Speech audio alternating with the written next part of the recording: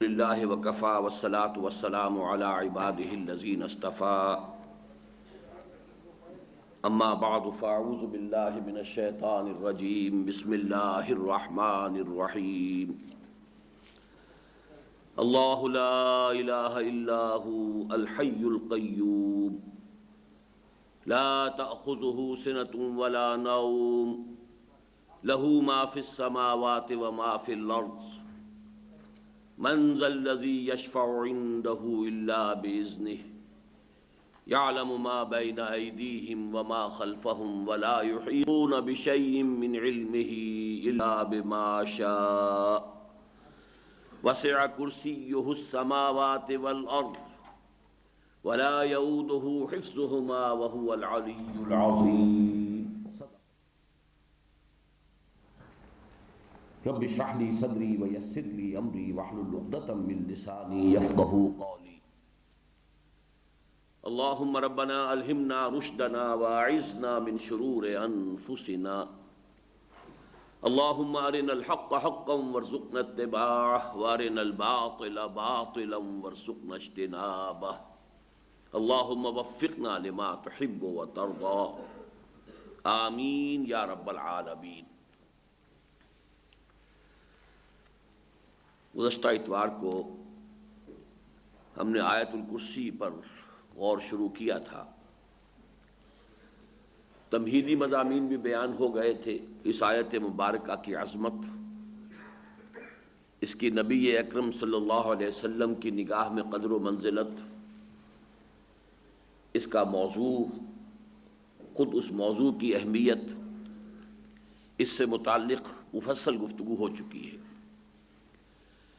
میں نے عرض کیا تھا کہ اس آیت کو اگر ہم اس کا تجزیہ کریں تو 10 جملوں میں تقسیم کیا جا سکتا ہے، یا کم سے کم 9 جملوں پر مشتمل ہے یہ آیت مبارکہ، قرآن مجید کی عظیم ترین آیت۔ پہلے 3 جملوں میں نہایت بلند فلسفیانہ مضامین آئے۔ اللہ لا الہ الا هو الحی القیوم لا تأخذه سنة ولا نوم له ما في السماوات وما في الارض۔ اس پر ہماری گفتگو تقریباً پوری ہو چکی ہے اور میں اب اس کا اعادہ نہیں کروں گا۔ اس کے بعد ہم درمیانی حصے پر آئے تھے تو میں نے عرض کیا تھا کہ یہ مسئلہ شفاعت سے متعلق ہے، اور اس کے بارے میں تفصیلی گفتگو میں نے عرض کیا تھا کہ وہ آج ہوگی، لہذا میں آج براہ راست اسی مسئلے کے بارے میں گفتگو شروع کر رہا ہوں۔ اس آیہ مبارکہ میں جو ٹکڑا آیا ہے کہ جو براہ راست متعلق ہے اس مسئلے سے، من ذا الذی یشفع عنده الا باذنہ، لیکن اس سے پہلے اور اس کے بعد جو ٹکڑے ہیں ان کا بھی تعلق جو ہے اسی مسئلہ شفاعت سے ہے۔ اور ایک اعتبار سے غور کیا جائے تو اگر 9 جملوں پر مشتمل مانا جائے اس آیت مبارکہ کو، آیت الکرسی کو، تو پہلے 3 جملے، آخری 3 جملے اور درمیان کے 3 جملے، لہ ما فی السماوات وما فی الارض من ذا الذی یشفع عنده الا باذنہ یعلم ما بین ایدیہم وما خلفہم ولا یحیطون بشیء من علمہ الا بما شاء۔ یہ ہے جملے کے جو متعلق ہے مسئلہ شفاعت سے۔ تمہیداً میں عرض کر دوں کہ مسئلہ شفاعت ہمارے دین کے بہت مشکل مسائل میں سے ہے، بلکہ آج جب میں غور کر رہا تھا تو میں اس نتیجے پر پہنچا کہ مشکل ہونے کے اعتبار سے یہ بالکل جبر و قدر کے مسئلے کے ہم پلہ ہے۔ جیسے جبر و قدر کا مسئلہ ہے، جسے عام طور پر عام فہم الفاظ میں ہم کہتے ہیں تقدیر کا مسئلہ۔ تقدیر کا مسئلہ وہ ہے کہ جس کے بارے میں اگر کوئی بحث کی جائے، گفتگو کی جائے تو الجھ جائے گا، سمجھ میں نہیں آئے گا، اگرچہ یہ کہ چونکہ اس پر ایمان لانا یہ ہم پر واجب کیا گیا ہے، ایمان لانے کے ہم مکلف ہیں۔ چنانچہ جو ایمانیات احادیث میں بیان ہوئے ہیں کہ جن پر ایمان لانا لازم ہے، حدیث جبرائیل میں جو الفاظ ہیں ان تؤمن بالقدر خیرہ وشرہ من اللہ تعالی، آپ نے فرمایا کہ ایمان کے تقاضوں میں سے یہ بھی ہے کہ تم قدر پر ایمان رکھو، تقدیر پر ایمان رکھو کہ اس کا خیر بھی اس کا شر بھی دونوں اللہ کی طرف سے۔ لیکن یہ مسئلہ جو کہ ایمانیات کے ضمن میں اتنا اہمیت کا حامل ہے، واقعہ یہ ہے کہ اس کے بارے میں اگر کھود کرید کی جائے، گفتگو کی جائے، رد و قضا ہو، بحث و نزاع ہو، تو یہ الجھ جائے گا اور حل نہیں ہو، اگرچہ سمجھ میں آ جاتا ہے اگر انسان سمجھنا چاہے۔ اور یہ بھی میں اس لیے عرض کر رہا ہوں کہ جو چیز سمجھ میں نہ آ سکتی ہو اس پر ایمان کا واقعتاً یہ ہے کہ ہمارا مکلف ہونا پھر غیر منطقی ہو جائے گا۔ سمجھ میں تو آتا ہے لیکن بیان میں نہیں آتا۔ ان دونوں چیزوں میں بڑا فرق ہے۔ ایک چیز سمجھ میں آتی ہے لیکن بیان میں نہیں آ سکتی۔ بیان کرنے میں ہماری جو قوت بیانیہ ہے، ہماری جو زبان ہے، اس کی جو محدودیتیں ہیں، اس کی بنا پر وہ مسئلہ الجھ جاتا ہے۔ بہرحال آج کا میرا موضوع جو ہے وہ مسئلہ قدر نہیں ہے، لیکن میں صرف اس لیے عرض کر رہا ہوں کہ وہ مسئلہ کہ جس کے بارے میں حضور نے بہت سختی کے ساتھ منع فرمایا ہے کہ کوئی بحث و نزاع نہ کرو۔ ایک مرتبہ حضور تشریف لائے اپنے حجرے سے باہر اور آپ نے دیکھا کہ کچھ صحابہ وہ مسجد کے گوشے میں بیٹھے ہوئے کسی بحث میں مبتلا ہے، اور وہ بحث جو ہے وہ تقدیر سے متعلق ہو رہی ہے۔ حضور نے جب یہ دیکھا تو آپ کا چہرہ غصے سے تمتما اٹھا اور آپ نے غضبناک الفاظ میں فرمایا، الہٰذا بعثت ام لہٰذا امرت، یا ام لہٰذا امرت، کیا مجھے اس چیز کا حکم دیا گیا تھا؟ کیا میں اس کام کے لیے مبعوث کیا گیا ہوں؟ یہ معاملات ایسے ہیں کہ جس کے بارے میں خاموشی اختیار کرو۔ بہرحال اسی طرح کا مسئلہ جو ہے یہ شفاعت کا مسئلہ بھی ہے۔ ویسے بھی میں نے بارہ عرض کیا ہے کہ بہت سے اکثر معاملات دنیا میں ایسے ہیں کہ جو ہمارے ہاں روایتی الفاظ آتے ہیں کہ بال سے زیادہ باریک اور تلوار کی دھار سے زیادہ تیز، کہ ذرا ادھر ہوئے تو ہلاکت ہے، ذرا ادھر ہو تو ہلاکت ہے۔ اسی طرح کا معاملہ ہے یہ صراط مستقیم اس دنیا میں بھی، اور پل صراط جسے ہم کہتے ہیں وہ قیامت میں بھی واقعتاً بہت باریک ہے، اور اس کی طرف ذرا سا بھی انسان ادھر یا ادھر ہو جائے تو گمراہی اور ہلاکت میں مبتلا ہونے کا اندیشہ ہے۔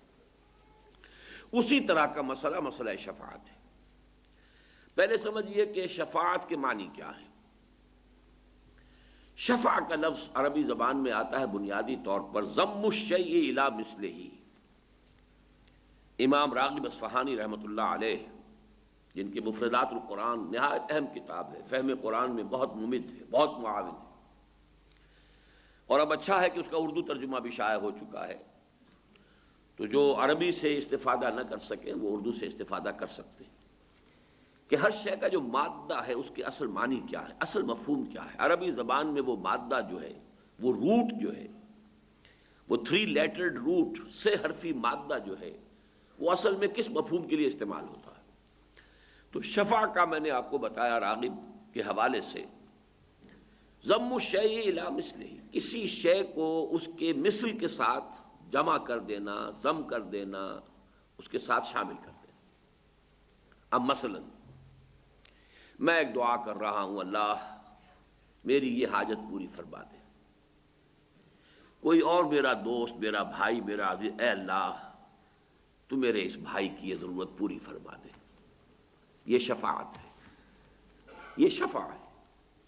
ایک دعا میں خود کر رہا ہوں اور اس دعا میں شامل کر لی ہے میرے کسی بھائی نے، عزیز نے، دوست نے، بہی خواہ نے، خیر خواہ نے، اپنی دعا اس کے ساتھ شامل کر دی۔ یہ شفاعت ہے۔ اس شفاعت سے تو ہم خوب واقف ہیں، اچھی طرح جانتے ہیں، اس کا کوئی منکر نہیں ہے۔ البتہ یہ کہ ایسی ہستیوں کی شفاعت کہ جو ہمارے سامنے اس طریقے سے مادی طور پر موجود نہیں ہے، عالم غیب میں ہے، غیب کا پردہ حائل ہو چکا ہے، وہ ارواح ہیں اولیاء اللہ کی جو عالم غیب میں ہیں، اب ملائکہ ہیں جو عالم غیب میں ہیں، پھر وہ ارواح جو ہیں انبیاء کی ہیں، صلحاء کی ہیں، اتقیاء کی ہیں، اولیاء اللہ کی ہیں، ملائکہ ہیں، یہ تمام ہیں۔ ان سے اس طرح کا کوئی معاملہ جو ہے وہ ذرا مختلف ہو جائے گا، لیکن جو چیز میں نے آپ سے عرض کی مثال کے طور پر، شفاعت کا سب سے سادہ تصور کہ آپ ایک دعا کر رہے ہیں، آپ ایک استدعا کر رہے ہیں اللہ سے، اور کوئی اور بھی آپ کی اس دعا میں آپ کا ساتھ دے رہا ہے، آپ کے لیے گویا کہ اسی بات کا سوال اللہ سے کر رہا ہے کہ جس بات کا سوال آپ کر رہے ہیں، تو یہ شفاعت ہے لفظی اعتبار سے۔ اسی طریقے سے یہ لفظ سورہ نساء میں آیا ہے، آیت نمبر 85 میں، دنیا میں جو ہم ایک دوسرے کے لیے کچھ سفارش کرتے ہیں اس کے لیے بھی لفظ شفاعت قرآن میں مستعمل ہے۔ آپ کا کوئی بھائی ہے، اس کا کوئی مسئلہ ہے کسی جگہ پر، کوئی ضرورت جو ہے اس کی کوئی شخص پوری کر سکتا ہے، آپ اس کے ساتھ جاتے ہیں اور گویا کہ ایک طریقے سے اسے اطمینان دلاتے ہیں کہ یہ شخص جو ہے یہ قابل اعتماد شخص ہے، یہ جو بات کہہ رہا ہے میرے علم کی حد تک اس کے اوپر آپ اعتبار کر سکتے ہیں، اعتماد کر سکتے ہیں۔ یہ چیز بھی شفاعت ہو گئی اس دنیا کے اندر، گویا کہ آپ نے کسی کی ضرورت میں اپنے علم کی بنا پر یا اپنی کسی وجاہت کی بنیاد پر کہ جو آپ کو کسی کے ساتھ حاصل ہے، کوئی شخص ہے جو آپ کی قدر کرتا ہے، آپ کی عزت کرتا ہے، اس کی نگاہوں میں آپ ایک معتمد علیہ انسان ہے، ایک آپ معتبر انسان ہے، آپ جو بات کہہ رہے ہیں اس کے اوپر وہ اعتبار کر سکتا ہے، تو آپ اپنی ان صلاحیتوں کو، یا یہ کہ کوئی شخص آپ سے محبت کرتا ہے اور اس کی بنا پر یہ ہے کہ وہ آپ کی بات ایک حد تک، جائز حد تک ہو تو وہ ٹالے گا نہیں، تو یہ ایک شفاعت ہے کہ جو دنیا میں بھی سفارش کے معنی میں جب ہم استعمال کرتے ہیں تو قرآن مجید میں ہمیں ایک اصول بتایا گیا، من یشفع شفاعتا حسنتا یکن لہ نصیب منہا ومن یشفع شفاعتا سیئتا یکن لہ کفل منہا۔ بالکل منطقی بات ہے، جو شخص کوئی اچھی سفارش کرے گا، اچھی شفاعت کرے گا، وہ اچھائی کے لیے بھی ہو سکتی ہے، اچھی بات کے لیے ہو سکتی ہے، پھر یہ کہ بالکل اس کے اندر کہیں بھی حد اعتدال سے تجاوز نہ ہو، کہیں زیادتی نہ ہو، کسی اور کی حق تلفی نہ ہو، ایک شخص کے لیے کوئی خیر ہو جائے بغیر اس کے کہ کسی اور کی حق تلفی ہو رہی ہو، یہ تمام پہلو ایسے ہوں گے کہ جن کو ہم کہیں گے یہ شفاعت حسنہ ہے۔ اس کے لیے آپ ایک دوسرے کے کام جیسے آتے ہیں، ایسے ہی اگر اس طریقے کی سفارش آپ دنیا میں کرتے ہیں جن میں جھوٹ نہیں ہے، جس میں کوئی کسی کی حق تلفی نہیں ہے، کسی کا پر ظلم نہیں ہو رہا ہے، اور وہاں پر کسی شخص کا جائز طریقے سے کام ہو سکتا ہے، وہ شخص جو ہے اس سے واقف نہیں ہے، وہ جانتا نہیں ہے، آپ کی ایک وجاہت ہے اس کے ہاں، آپ کو وہ جانتا ہے اور آپ اپنے علم کی بنیاد پر اس سے کہتے ہیں کہ میں آپ سے عرض کرتا ہوں کہ یہ شخص قابل اعتماد ہے، میں اسے جانتا ہوں۔ یہ شفاعت اور صحیح دائرے کے اندر، جیسا کہ میں نے عرض کیا، پھر دہرا رہا ہوں، کسی کی حق تلفی نہ ہو، کسی پر ظلم نہ ہو، بات بالکل صحیح ہو، تو یہ شفاعت حسنہ ہے جس کی گویا کہ ایک طرح سے تاکید کی جا رہی ہے، ترغیب دلائی جا رہی ہے۔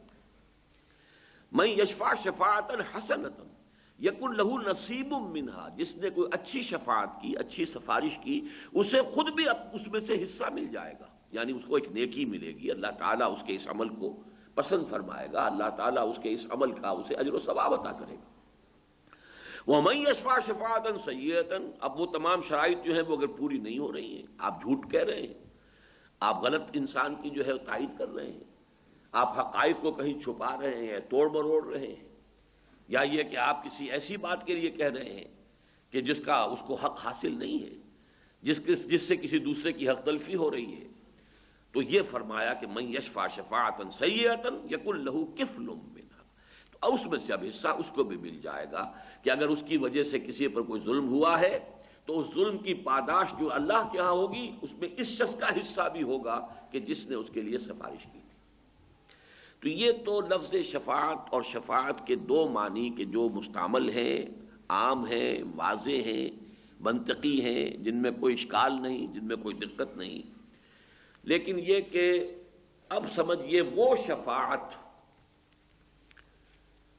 کہ جو تمام گمراہیوں کی جڑ ہے، یہ میں پچھلی مرتبہ عرض کر چکا ہوں، شرک کی اصل بنیاد شفاعت باطلہ کا تصور ہے، غلط شفاعت کا غلط تصور۔ میں عرض کر چکا ہوں کہ دنیا میں دیکھیے ایک تو ہے معاملہ الحاد، خدا کا انکار، کوری مادہ پرستی، میٹیریلزم، جو بھی آپ کہیں، میں اس وقت اس سے گفتگو نہیں کر رہا۔ ایک ہے شرک، شرک لازماً دو چیزوں پر مشتمل ہے، کسی بڑے خدا کو مان کر اس کے ساتھ چھوٹے خداؤں کو ماننا، وہاں بڑے خدا کا انکار نہیں ہے۔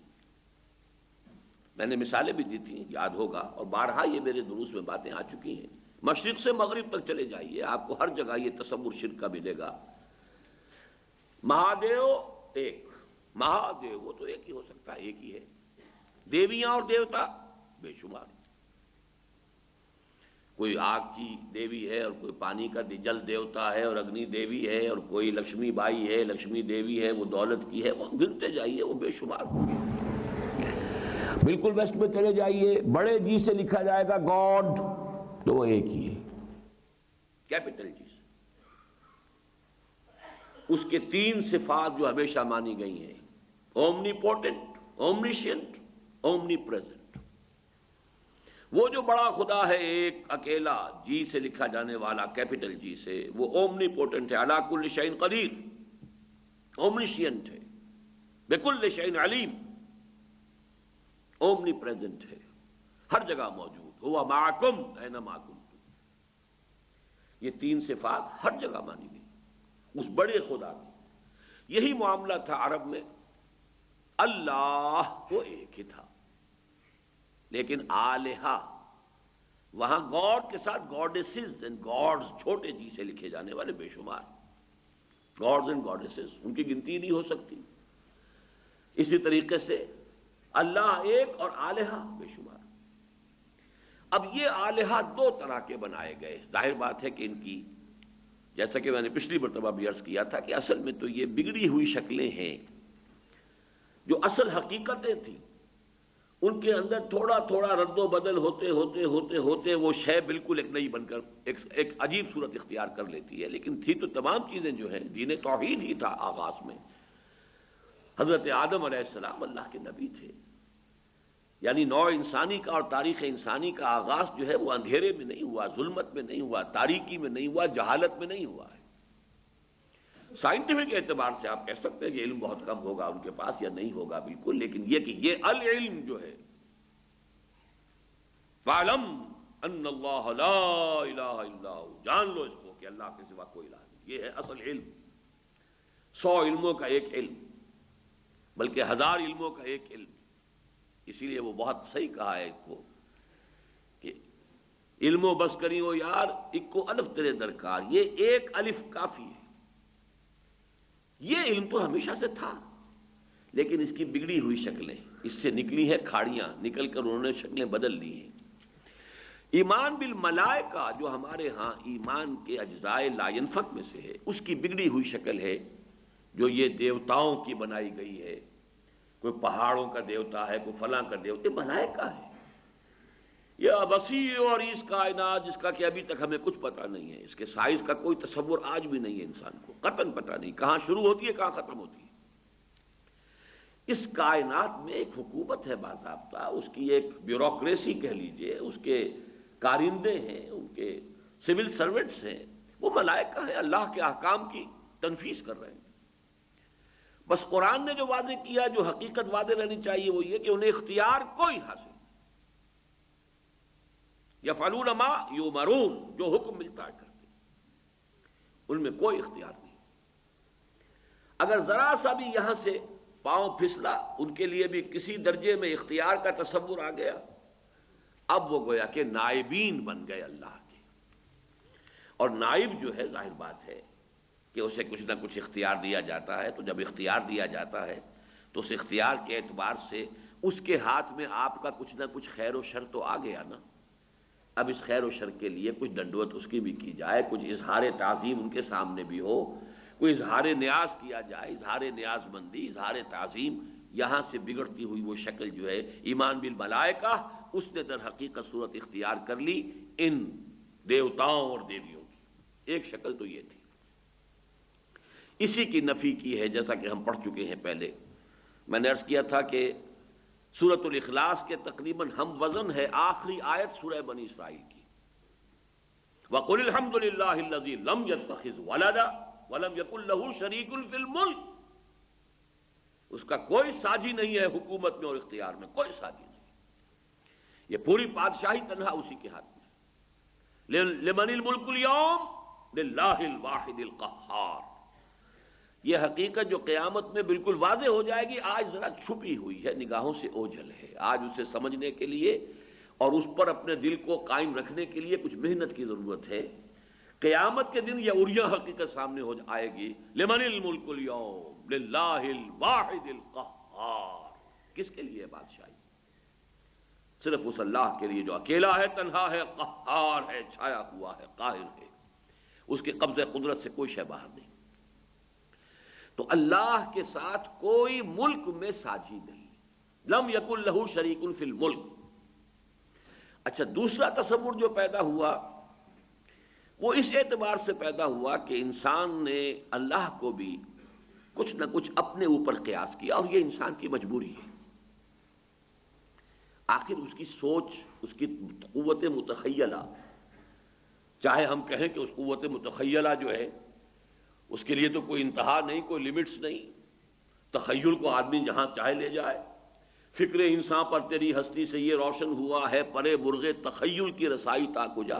لیکن جان لیجئے ہماری قوت متخیلہ بھی محدود ہے، اس معنی میں کہ ہمارا سارا جو پیرامیٹر بنتا ہے وہ تو ہمارے مشاہدات سے بنتا ہے۔ ہماری سوچ کے لیے بھی جو اس کے حدود ہیں معین ہوتی ہیں، وہ ہماری مشاہدات سے، ہماری عقل سے، ہماری سمجھ سے، اور اسی کے اعتبار سے کچھ مزید ہو جائے گا تو تخیل ہو جائے گا۔ تو انسان نے خدا کے بارے میں بھی جب بھی غور کیا تو کچھ اپنے اوپر قیاس کیا، جس کو بڑی خوبصورتی سے اقبال نے واضح کیا ہے، مکالمہ۔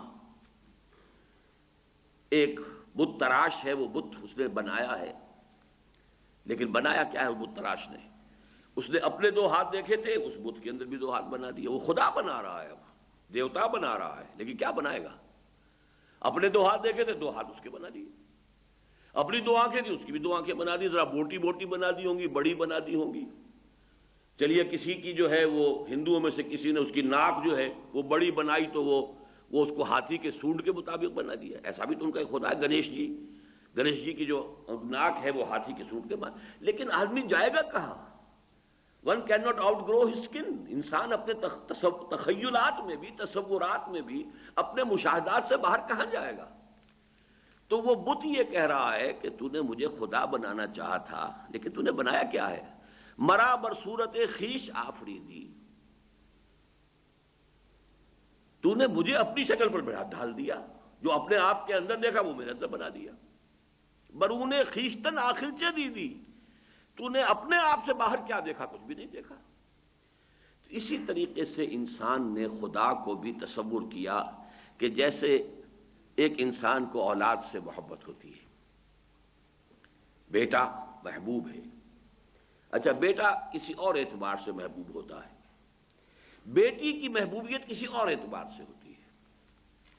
بیٹی کمزور ہے، جن سے ضعیف ہے، لیکن یہ کہ اس پر واقعتاً یہ ہے کہ شفقت زیادہ ہوتی ہے۔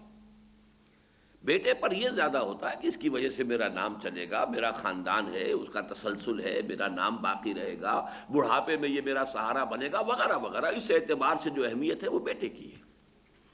لیکن یہ ہے کہ محبت اور شفقت جذباتی لگاؤ، بیٹی کوئی بات کہے تو بڑا مشکل ہوتا ہے ٹالنا۔ اور اسی اعتبار سے واقعہ یہ ہے کہ میں بسا اوقات بمشکل اپنے آنسو روکتا ہوں اس واقعے کو بیان کرتے ہوئے کہ جب حضور کے سامنے حضرت فاطمہ آئی،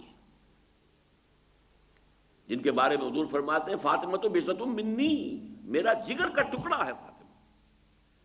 اور انہوں نے آ کر، اب تصور کیجئے آپ خود، وہ دکھا رہی ہیں اپنے ہاتھ کے اوپر پڑے ہوئے گٹے کہ حضور ابا جان دیکھیے، یہ چکی چلا چلا کر میرے ہاتھوں پہ گٹے پڑ گئے، کندھے کا نشان دیکھیے کہ میں مشکیزہ خود پانی بھر کر لاتی ہوں کنویں سے، مشکیزہ جو ہے اس کی وجہ سے میرے کندھے کے اوپر یہ بدیاں پڑ گئی۔ تو اب تو عام مسلمانوں کے ہاں بھی بڑی سہولت ہو گئی ہے، فراوانی ہے، اب وہ تنگ دستی اور اسرت کا دور ختم ہو گیا۔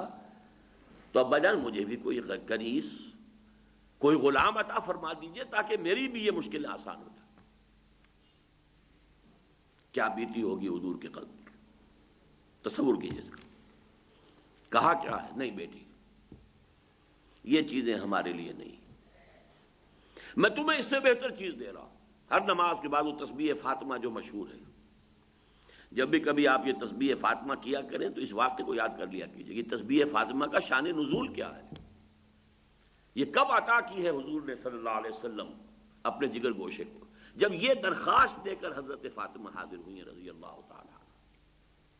نہیں بیٹا یہ چیزیں ہمارے لیے نہیں ہیں، یہ اوروں کے لیے ہیں، ہمارے لیے تو جو چیزیں بہتر ہیں میں تمہیں وہ دے رہا ہوں۔ نماز کے بعد 33 مرتبہ سبحان اللہ، 33 مرتبہ الحمدللہ، 33 یا 34 مرتبہ اللہ اکبر کہہ لیا کرو۔ روایات میں تھوڑا سا فرق ہے، ورنہ یہ کہ 100ویں کی تعداد پوری ہوتی ہے ایک اور طویل کلمے سے، لیکن یہ کہ بہرحال یہ تسبیح فاطمہ جو عطا کی گئی ہے اس وقت، تو یہ جو بیٹی کا ایک خاص معاملہ ہوتا ہے اس کو ذہن میں رکھیے۔ تو عربوں نے اللہ کی بیٹیاں قرار دے دیا فرشتوں کو، وہی فرشتے جنہیں نائبین سلطنت قرار دیا ایسٹ اور ویسٹ میں، انہی کو خدا کی بیٹیاں قرار دے دیا عربوں نے۔ اب یہ لاڈلی بیٹیاں سفارش کریں گی تو اللہ نہیں ٹال سکتا، یہ ہے۔ اسی طریقے سے اللہ کے کچھ دوست بھی تو ہیں، اولیاء ہیں، آخر وہ دوستی جو ہے وہ بھی تو کوئی بنیاد ہے۔ دوست سفارش کرے گا تو دوست کیسے ٹال دے گا؟ یہ دوسرا تصور تھا کہ جس کے تحت سفارش کا تصور جو ہے اس مذہب کے پورے ڈھانچے کے اندر، اس کے پورے سانچے کے اندر داخل ہوا۔ توحید ہی سے یہ شاخیں نکلی ہیں، جیسا کہ میں آپ کو بتا چکا ہوں کہ تلبیہ بھی کون سا تھا؟ لبیک اللہم لبیک، لبیک لا شریک لک لبیک الا شریکا تملکہ وما ملک۔ اے اللہ میں حاضر ہوں تیرے سوا کوئی شریک نہیں، اے اللہ میں حاضر ہوں تیرا کوئی شریک نہیں سوائے اس شریک کے جس کا تو ہی مالک ہے، اور جو کچھ اس کے ہاتھ میں اختیار ہے وہ بھی در حقیقت تیرا ہی دیا ہوا ہے۔ تو توحید کے دریا سے ایک کھاڑی شرک کی نکلی، اور پھر اپنے دل کو مطمئن کرنے کے لیے پھر اسے توحید میں شامل کر دیا۔ بیچ میں جو شے نکال لی ہے تھوڑی سی یہ شرک کی کہ لبیک اللہم لبیک، لبیک لا شریک لک لبیک الا شریکا تملکہ وما ملک، اللہ سے ایک شریک تو ہے تیرا، کچھ شریک ہیں تیرے، لیکن پھر واپس آ گئے توحید میں کہ وہ خود بھی تیرے مملوک ہے، اور جو کچھ اختیار اس کے پاس ہے وہ بھی تیرا ہی عطا کردہ ہے، تیرا ہی ملکیت تو حقیقی تیری ہے۔ تو گویا کہ توحید سے شروع ہو کر پھر توحید پر بیچ میں وہ جو ایک خم نکال لیا ہے، ایک کجی نکال لی ہے، ایک ٹیڑھ پیدا کر لی ہے، جیسے کہ آیت الکرسی کے بعد آتا ہے کہ لا اکراہ فی الدین قد تبین الرشد من الغی۔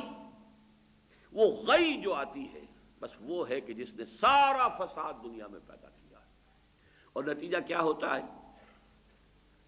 یہ سفارشی جو ہمارے ہیں چونکہ اللہ کے لاڈلے ہیں، اسی لیے دیکھیے سورہ بنی اسرائیل کی آخری آیت میں کیا فرمایا؟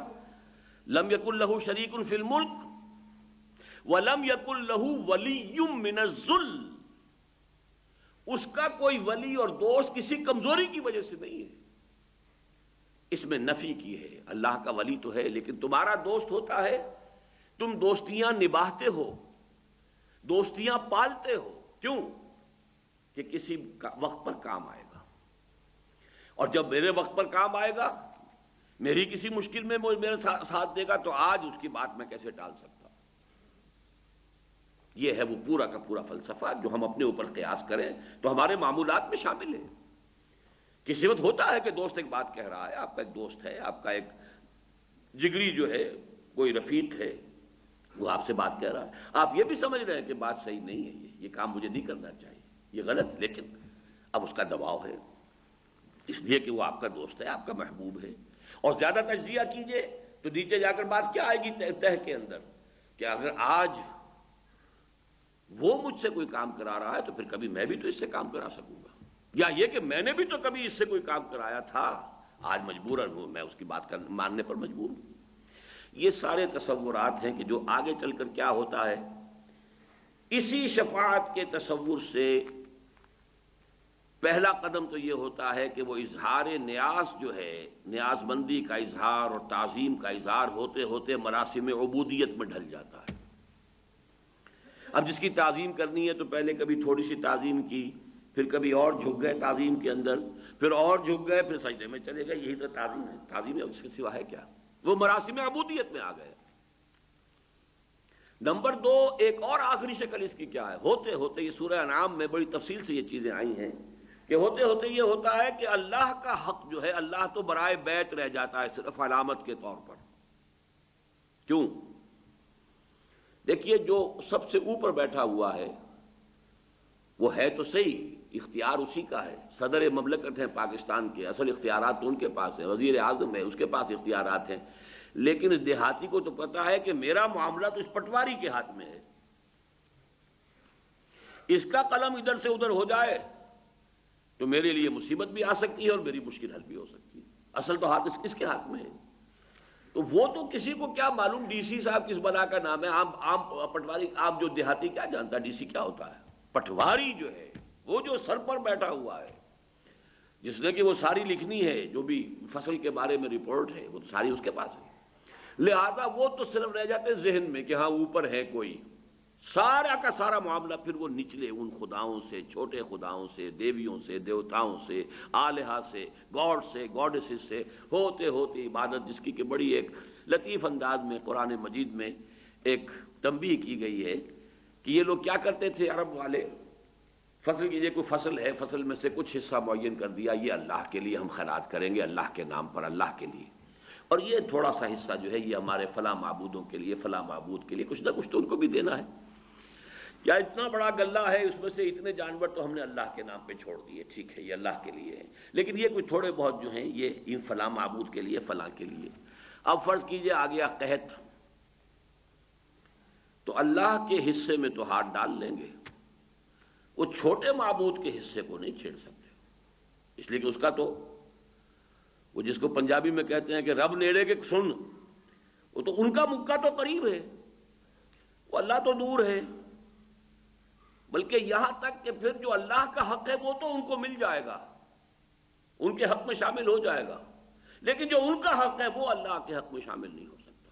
یہ ساری جو ہے آخری جو اس بیماری کی جو تیسری سٹیج ہے، اس سب کا تذکرہ سورہ انعام کے اندر موجود ہے۔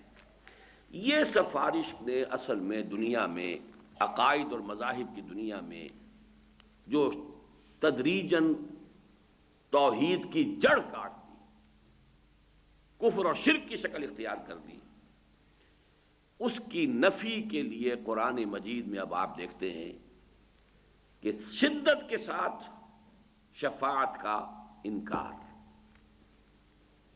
لیکن اس سے بھی پہلے میں ایک اور بات واضح کر دوں، قرآن مجید کو آپ پڑھیے تو زور ہے عمل پر۔ میں اس وقت صرف 3 آیتیں سورہ نجم کی پڑھوں گا۔ لیس للانسان الا ما سعى وان سعيه سوف يرى ثم يجزاه الجزاء الاوفى، نہیں ہے انسان کے لیے مگر صرف وہ جس کے لیے اس نے خود محنت کی، ہاں اس کی محنت اس کے سامنے رکھ دی جائے گی، وہ دیکھ لے گا، دکھا دی جائے گی، جیسے کہ فرمایا فمن يعمل مثقال ذرة خيرا يره ومن يعمل مثقال ذرة شرا يره۔ معلوم ہوا کہ سارا دار و مدار جو ہے انسان کا، کامیابی کا، فوز و فلاح کا، وہ تو انسان کے عمل پر ہے، محنت پر ہے، مشقت پر ہے، جد و جہد پر ہے۔ لیس للانسان الا ما سعى، یہ تو ہے قرآن مجید کی جو مین تعلیم آپ کہیں گے، 90% کو اگر آپ دیکھیں گے تو وہ یہی ہے، لیس للانسان الا ما سعى وَأَنَّ سَعْيَهُ سَوْفَ يُرَىٰ۔ لیکن اس کے ساتھ ہی آپ کو قرآن مجید میں بھی یہ بات بھی معلوم ہو جائے گی کہ کسی نیکی کی توفیق بھی انسان کو از خود حاصل نہیں ہوتی جب تک اللہ کی توفیق نہ ہو۔ معلوم ہوا کہ اس میں لیس للانسان الا ما سعى، وہ جو ایک یوں سمجھیے کہ ایک اصول موضوع ہے، اصل وہی ہے، جڑ وہی ہے، بنیاد وہی ہے، لیکن وما تشاءون الا ان یشاء اللہ، تمہارے اندر یہ ارادہ کا پیدا ہونا، تمہارے اندر اس جذبے کا ابھرنا، تمہارے اندر خیر کا داعیہ بیدار ہونا، تمہارے اندر اچھے جذبات کا نشو و نما پانا، یہ بھی تو اللہ کی توفیق سے ہے۔ نمبر 2، حضور کی حدیث اب آپ کو سنا رہا ہوں، کوئی شخص جنت میں محض اپنے عمل پر نہیں جا سکے گا، اور یہ ایسا کیٹیگوریکل سٹیٹمنٹ تھا کہ میں یہ کہا کرتا ہوں، آپ نے بارہا سنا ہوگا میری زبان سے، کہ بڑی ہمت اور جرت سے کام لیا کسی صحابی نے جو حضور سے پوچھ لیا کہ کیا حضور آپ بھی؟ کوئی انسان جنت میں محض اپنے بل سے، اپنے عمل کی بنیاد پر داخل نہیں ہو سکتا۔ حضور کیا آپ بھی؟ فرمایا ہاں میں بھی، الا ان یتغمدنی ربی برحمتہ، جب تک میرا رب اپنی رحمت سے مجھے ڈھانپ نہ لے، اپنی رحمت کے سائے میں نہ لے میں بھی جنت میں داخل نہیں ہو سکتا۔ اب ان دو انتہاؤں کو آپ نے دیکھ لیا، اس کا نتیجہ میں بعد میں نکالوں گا، نتیجہ کیا نکلتا ہے، لیکن میں اسی کے حوالے سے شفاعت کا مسئلہ حل کرنا چاہتا ہوں۔ قرآن مجید ایک طرف تو ان آیات کو آپ دیکھیے، اپنے ذہن میں رکھیے کہ جس میں کیٹیگوریکل ڈینائل ہے، ایبسلیوٹ کیٹیگوریکل ڈینائل، کوئی شفاعت قیامت میں نہیں ہوگی، قرآن مجید میں آیات۔ چنانچہ کفار و مشرکین کی بات تو چھوڑ دیجئے، وہ تو بار بار قرآن میں آیا ہے، بار بار آیا ہے۔ ان کا جو تصور تھا شفاعت باطلہ کا تھا، اس کی نفی تو کی گئی ہے ہر جگہ پر۔ اب میں یہاں مسلمانوں سے جو بات کہی گئی ہے وہ بتا رہا ہوں۔ ایک تو سابقہ امت مسلمہ، یہ الفاظ جو ہیں یہ میں نے ہی عام کیے ہیں کہ سابقہ امت مسلمہ بھی ایک تھی اور ابھی تک موجود ہے ان ایگزائل۔ جیسے کہیں کا کوئی بادشاہ ہو اور وہ کہیں جلا وطن ہوا ہو، لیکن موجود تو ہے سابقہ امت مسلمہ یہود۔ اور بعض اعتبارات سے آپ اپنے آپ سے اگر تقابل کریں گے تو ان کا پلڑا بہت بھاری ملے گا آپ کو۔ وہ جو غالب نے کہا تھا کہ ریختہ کہ ایک تم ہی استاد نہیں ہو غالب، سنتے ہیں اگلے زمانے میں کوئی میر بھی تھا۔ تو ہم ہی تو نہیں امت مسلمہ، اگلے زمانے میں کوئی اور امت بھی تھی اور وہ بھی موجود ہے آج تک۔ بنی اسرائیل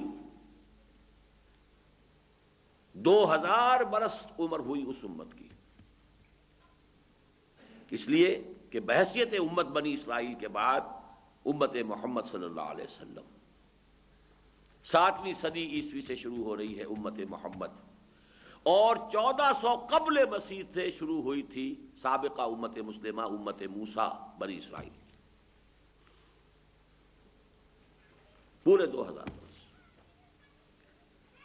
اور مزید یہ ویسے یہ کہ قرآن مجید اپنی عظمت کے اعتبار سے تمام کتب سابقہ پر حاوی ہے، زیادہ بھاری ہے، مہیمنن علیہ ہے، لیکن تعداد کے اعتبار سے تو ہم 4 کتابوں پر ایمان رکھتے ہیں نا، جن میں سے 3 وہ ہیں جو سابقہ امت کو دی گئی، تورات، زبور، انجیل۔ نمبر 3، 1400 برس، اور اس کو خاص طور پہ اس لیے میں نوٹ کرایا کرتا ہوں کہ 1400 برس آج ہماری عمر ہوئی ہے امت مسلمہ کی 1400 برس، 15ویں صدی شروع ہوئی ہے ہجری، 17واں سال ہے۔ 1400 برس اس امت کے اس حال میں گزرے کہ ایک لمحہ بھی ایسا نہیں آیا کہ کوئی نبی موجود نہ ہو۔ A continuous chain of انبیاء۔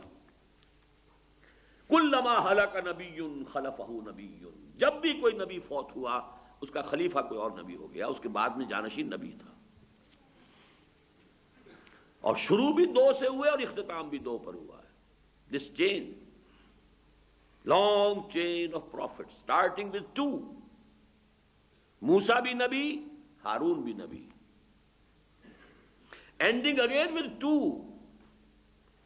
یحییٰ بھی نبی، عیسیٰ بھی نبی، اور درمیان میں یوں سمجھ لیجئے 2 کھونٹے ادھر اور 2 کھونٹے ادھر، بلکہ ایک کھونٹا، 2 کھونٹے ادھر 2 کھونٹے ادھر، اور پھر ان کے درمیان وہ چین ہے کہ کوئی وقت ایسا نہیں گزرا کہ نبی نہ ہو۔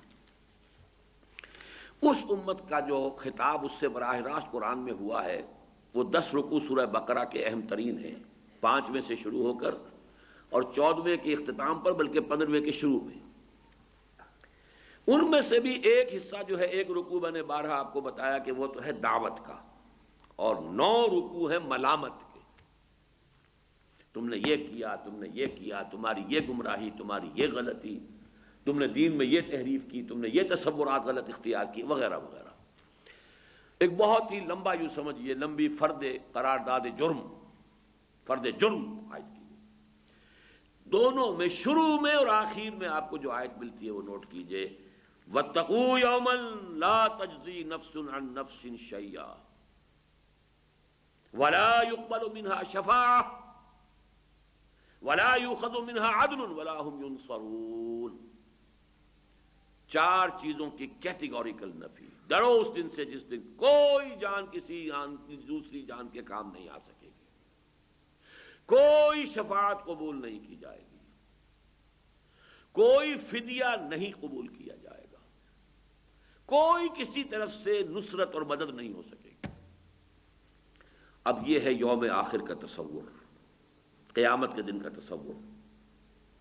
وَاتَّقُوا يَوْمًا لَا تَجْزِي نَفْسٌ عَن نَفْسٍ شَيْئًا وَلَا يُقْبَلُ مِنْهَا شَفَاعَةٌ وَلَا يُؤْخَذُ مِنْهَا عَدْلٌ وَلَا هُمْ يُنصَرُونَ. یہ تو ہے آیت نمبر 48، چھٹے رکوع کی آیت نمبر 2، اور آیت نمبر 123 15ویں رکوع کی آیت نمبر 2. پھر وہی 4 چیزیں، ایک لفظ فرق کا فرق ڈال دیا ادھر سے ادھر، آخر بھی وہی شروع بھی وہی، درمیان کی 2 چیزیں جو تھیں ان میں سے اس کی پوزیشن صرف بدل دی ہے. وَاتَّقُوا يَوْمًا لَا تَجْزِي نَفْسٌ عَن نَفْسٍ شَيْئًا وَلَا يُقْبَلُ مِنْهَا عَدْلٌ. اب یہاں عدل پہلے آ گیا، وَلَا تَنْفَعُهَا شَفَاعَةٌ، اور کوئی شفاعت اسے فائدہ نہیں پہنچائے گی، وَلَا هُمْ يُنصَرُونَ، اور نہ ان کی مدد کی جائے. بتائیے کہیں کوئی کسر رہ گئی؟ معلوم ہو اپنا عمل ہوگا. لَيْسَ لِلْإِنسَانِ إِلَّا مَا سَعَىٰ وَأَنَّ سَعْيَهُ سَوْفَ يُرَىٰ. یہ اسی کی شرح ہے. وَاتَّقُوا يَوْمًا لَا تَجْزِي نَفْسٌ عَن نَفْسٍ شَيْئًا وَلَا يُقْبَلُ مِنْهَا شَفَاعَةٌ وَلَا يُؤْخَذُ مِنْهَا عَدْلٌ وَلَا هُمْ يُنصَرُونَ. وَاتَّقُوا يَوْمًا لَا تَجْزِي نَفْسٌ عَن نَفْسٍ شَيْئًا وَلَا يُقْبَلُ مِنْهَا عَدْلٌ وَلَا تَنْفَعُهَا شَفَاعَةٌ وَلَا هُمْ يُنصَرُونَ. اور اب امت مسلمہ کا دیکھ لیجیے، موجودہ امت مسلمہ، اسی آیت الکرسی سے پہلی آیت کیا ہے؟ اگلے اتوار کو انشاءاللہ میں اسی کا درس دوں گا. وہ پہلی آیت اس آیت الکرسی سے ایک آیت پہلے اور آیت الکرسی سے 2 آیتیں بعد میں، اس پر انشاءاللہ ہمارا اگلا درس ہوگا. یا ایھا الذین آمنوا انفقوا مما رزقناکم من قبل ان یاتی یوم لا بیع فیہ ولا خلۃ ولا شفاعۃ والکافرون هم الظالمون. اے ایمان کے دعوے دارو، خرچ کر دو، لگا دو، کھپا دو ان سب چیزوں میں سے جو اللہ نے تمہیں دی ہیں، اس سے پہلے کہ وہ دن آ جائے جس دن نہ کوئی لین دین ہوگا، نہ کوئی سفارش اور شفاعت ہوگی، نہ کوئی دوستی کام آئے گی. والکافرون هم الظالمون، اور کفر کرنے والے ہی ظالم شمار ہوں. یہ میں نے آپ کو 3 مثالیں دی ہیں کیٹیگوریکل ڈینائل کی، کہ کوئی شفاعت نہیں، تاکہ ایک دفعہ تو جڑ کٹ جائے نا، بات جو ہے بنیادی طور پر مستحکم ہو جائے. اس کے بعد اللہ بھی آتا ہے. یہ دوسرا اسلوب ہے قرآن مجید کا. میں پھر کہاں سے بلڈ کر رہا ہوں اپنا تھیسس، نوٹ کر لیجئے. جہاں ایک طرف یہ ہے کہ اپنے ہی عمل سے تمہیں نجات مل سکتی ہے، لیس للانسان الا ما سعى وان سعيه سوف يرى، لیکن ساتھ ہی یہ بھی کہ میں اپنے عمل پر کوئی گھمنڈ نہ ہو جائے، اپنے عمل پر تکیہ اور بھروسہ نہ کر بیٹھنا. 2 پہلو ذہن میں ہمیشہ رہے. ایک یہ کہ اگر کسی خیر کی توفیق ملی ہے تو وہ بھی اللہ ہی سے ملی ہے، اسی کے لیے شکر کرو. الحمدللہ الذی ہدانا لہذا وما کنا لنہتدی لولا ان ہدانا اللہ. اور دوسرا یہ کہ محض اپنے عمل پر کبھی تکیہ نہ کرنا. جو کوتاہیاں لاکھوں ہو رہی ہوتی ہیں جس کا تمہیں اندازہ بھی نہیں، تم ان کو جانتے بھی نہیں ہو، نہ معلوم وہ کتنے انبار جمع ہو رہے ہیں. وہ جو گناہ کبیرہ ہیں ان کے کتنے تم نے انبار جمع کر لیے ہوں، ان کا وزن کتنا ہو جائے. لہذا رحمت خداوندی کے بغیر نہ سمجھنا کہ رستگاری ہو سکے گی. کوئی انسان محض اپنے عمل سے جنت میں داخل نہیں ہو سکتا. یہاں تک کہ حضور اپنے بارے میں فرما رہے ہیں میں بھی جنت میں داخل نہیں ہو سکوں گا الا ان یتغمدنی ربی برحمتہ، مگر یہ کہ اللہ میرا رب مجھے اپنی رحمت کے تحت سائے میں لے لے، ڈھانپ لے. اسی طرح شفاعت، ولا شفاعت ولا تنفعها شفاعت لا يقبل منها شفاعت، یہ ساری جو ہے کیٹیگوریکل نفی ہے. اب میں 8 مقامات گنوا دیتا ہوں کہ جس کے اندر ایک الا بھی ہے کہ نہیں کچھ ہے، شفاعت ہے کچھ. اسی لیے میں نے عرض کیا تھا کہ مشکل معاملہ ہے، جیسے تقدیر کا معاملہ ویسے مشکل ہے. آیت الکرسی خود جو ہے لیجئے تو اس میں موجود ہے من ذا الذی یشفع عندہ الا باذنہ، ہے کہ نہیں؟ آغاز کتنا پر جلال، پر ہے، من ذا الذی، کون ہے وہ؟ کانپ جائے گا، بڑے سے بڑا ولی کانپ جائے گا، انبیاء کانپیں گے جب اللہ فرمائے من ذا الذی یشفع عندہ، کون ہے وہ؟ کون اپنی یہ ذاتی حیثیت سمجھتا ہے؟ کون سمجھتا ہے کہ مجھ پر اس کا کوئی اختیار ہے؟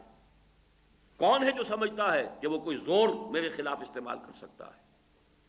کون ہے وہ؟ من ذا الذی یشفع عندہ، کون ہے وہ جو شفاعت کر سکے گا اس کے سامنے؟ الا باذنہ، ہاں، الا سوائے اس کی اجازت کے۔ معلوم ہوا اسی کیٹیگوریکل انداز میں جیسا کہ پچھلی آیت میں تھا ولا شفاعہ، اس کی مزید جو ہے اس کو مزید فورٹیفائی کیا ہے، مزید مضبوط کیا ہے، من ذا الذی یشفع عندہ الا باذنہ، لیکن الا باذنہ۔ سورہ انبیاء میں فرمایا ولا یشفعون الا لمن ارتضی، وہ شفاعت نہیں کر سکیں گے مگر جن کے لیے اللہ راضی ہو۔ اب یہ اللہ گنوا رہا ہوں میں آپ کو، ما من شفیع الا من بعد اذنہ، سورہ یونس علیہ الصلوۃ والسلام، کوئی نہیں ہے سفارش کرنے والا سوائے اس کی اذن کے بعد۔ لا یملکون الشفاعۃ الا من اتخذ عند الرحمن عہدا، سورہ مریم، یومئذ لا تنفع الشفاعۃ الا من اذن له الرحمن، سورہ طٰہٰ، اس روز کوئی شفاعت نہیں کر سکے گا سوائے اس کے کہ جس کو رحمان کی جانب سے اجازت مرحمت ہو جائے۔ ولا تنفع الشفاعۃ عنده الا لمن اذن له، سورہ سبا، اس کی جناب میں کوئی سفارش کام نہیں آ سکے گی الا یہ کہ جس کے لیے اس نے اجازت دی ہو۔ سورہ زخرف میں فرمایا ولا یملکون الذین یدعون من دونہ الشفاعۃ الا من شہد بالحق، کوئی نہیں ہے جسے اختیار حاصل ہو اس کی جناب میں شفاعت کا سوائے اس کے کہ جو حق کی شہادت دے۔ وہ حق کو باطل نہیں کرے گا، باطل کو حق نہیں کرے گا، بات صحیح ہوگی۔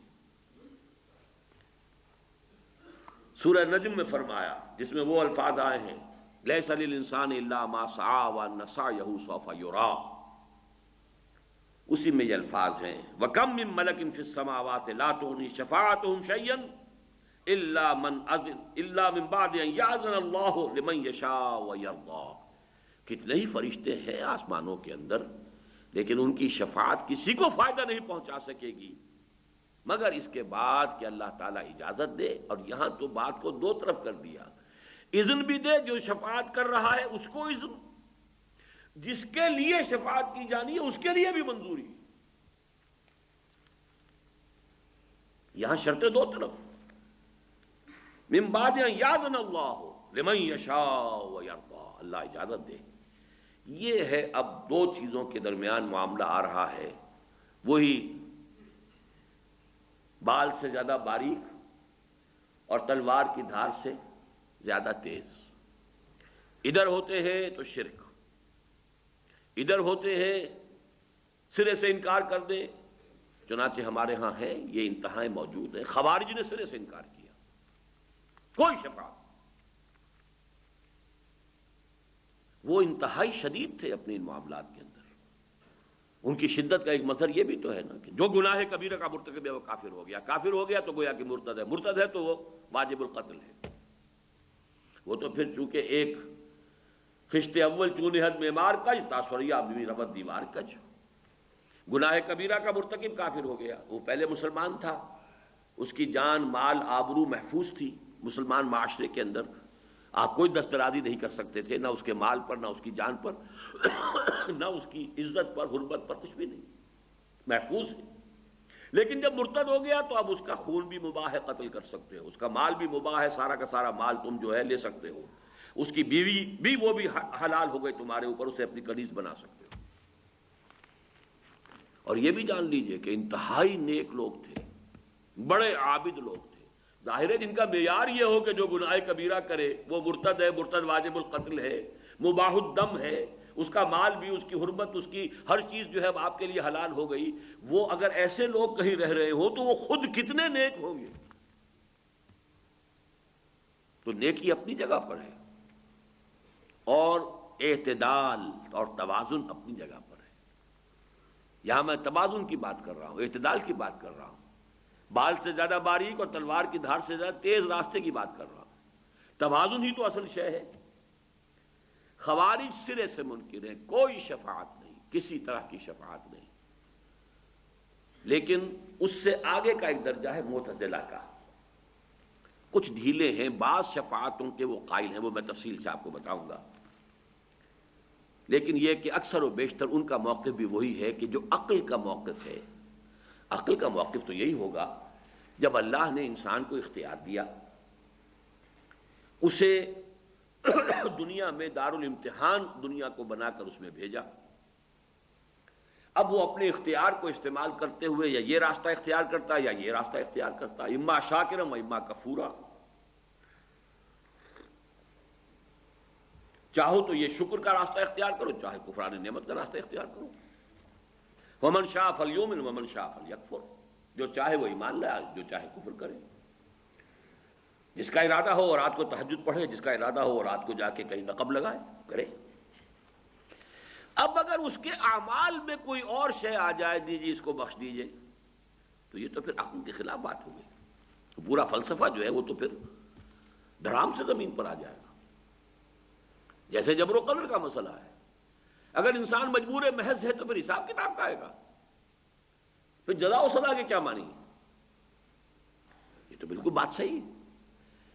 آپ کا پورا فلسفہ یہ ہے کہ انسان کو ہم نے ایک صلاحیت دی ہے، ایک مہلت عمر دی ہے، یہ مہلت امتحان ہے، یہ دنیا جو ہے دارالامتحان ہے، اس کو ہم نے صلاحیتیں دی ہیں، اختیار دیا، ادھر جاؤ یا ادھر جاؤ. اب نتیجہ نکلنا چاہیے اس کے اپنے اختیار پر، اپنے چوائس پر، اپنے عمل پر، اپنی محنت پر. یہ عقل ہے. لہذا معتزلہ کہ جو ریشنلسٹ ہے، اس امت کے سب سے پہلے ریشنلسٹ، عقل کو برتر تسلیم کرنے والے اور نقل کو اس کے تابع کر دینے والے. یہ عقل و نقل کی ایک بڑی طویل کشمکش ہے جو ہمارے یہاں چلی. اور نقل سے مراد وہ نقل نہیں جو امتحان میں ماری جاتی ہے کہیں، وہ آپ سمجھ میں رکھ ذہن میں لے آئیں. نقل سے مراد کیا ہے کہ ایک قرآن ہے جو منقول ہے، نقل ہوا ہے، منتقل ہوا ہے اللہ سے محمد کو فرشتے کے ذریعے. یہ نقل ہے، یہ محمد کے عقل کی پیداوار نہیں ہے، معاذ اللہ ثم معاذ اللہ. یہ تو منقول ہوا ہے. پھر حضور سے یہ منقول ہوا، صحابہ کرام کو پہنچ گئے، صحابہ کرام سے منقول ہوا اور تابعین کو پہنچ گیا. نقل ہو رہا ہے، یہ منتقل ہو رہا ہے. منتقل کا لفظ آپ کے لیے زیادہ سہولت والا ہو جائے گا، لیکن بنا تو نقل سے نا، اس کا مادہ تو نقل ہے. اب ایک طرف نقل ہے وہ چیز جو آ رہی ہے، قرآن ہے، حدیث بھی نقل ہے. حدیث حضور کی وہ بات ہے کہ جو صحابہ نے دیکھی یا سنی اور اس کو منتقل کر دیا تابعین تک، تابعین نے پھر منتقل کر دیا وہ تبع تابعین تک. تو ایک ہے نقل اور ایک ہے عقل. آپ کی لاجک ہے، آپ کا انٹلیکٹ ہے، آپ کی سوچ بچار ہے، اس کے کچھ اصول ہیں، ان اصولوں کے اوپر آپ پرکھتے ہیں. تو تمام مذاہب کی تاریخ میں یہ عقل و نقل کی کشمکش اور کشاکش جو ہے، یہ ایک بہت اہم باب ہے تمام مذاہب کا، جس کے نتیجے میں علم الکلام پیدا ہوا. چاہے وہ عیسائیوں کا علم الکلام ہے یا یہودیوں کا علم الکلام ہے یا مسلمانوں کا علم الکلام ہے. علم الکلام نام ہی اس کا ہے کہ عقل اور نقل میں کوئی ربط پیدا کیا جائے، کوئی ان کے درمیان ایسی شکل پیدا ہو جائے کہ تضادات رفع ہو جائیں. تو اب اس میں کبھی تو یہ ہوتا ہے کہ کچھ لوگ عقل کو تابع کر دیتے ہیں نقل کے، کچھ لوگ عقل کو اوپر کر کے اور نقل کو اس کے تابع کر دیتے ہیں. تو معتزلہ وہ ہیں ہماری تاریخ کے کہ جنہوں نے نقل کو عقل کے تابع کیا. وہ بھی اکثر و بیشتر قسم کی شفاعتیں جو ہیں ان کا منکر ہیں. وہ میں تفصیل جو کون سی شفاعت ہے وہ میں بعد میں عرض کروں گا. اہل سنت اب درمیان میں ہے. اہل سنت کا اجماع ہے شفاعت حق ہے، ہوگی. اس میں قرآن مجید کا بھی یہ اللہ 8 جگہ پر جو اللہ آ گیا ہے وہ میں نے آپ کو سامنے رکھ دیا ہے، گنوا دیا ہے کہ جہاں کیٹیگوریکل ڈینائل ہے کہ کوئی شفاعت نہیں، وہاں یہ ایکسیپشنز موجود ہیں قرآن مجید کے اندر. شرطیں یہ ہیں شرطیں وہ ہیں، لیکن اس کا ڈینائل تو نہیں، اس کا کیٹیگوریکل نفی تو نہیں۔ اور یہ کہ احادیث میں جو اس کی تفاصیل پھر آتی ہیں وہ تو پھر بہت ہی نمایاں ہیں۔ یہ اب کیا ہے اس کو سمجھیے۔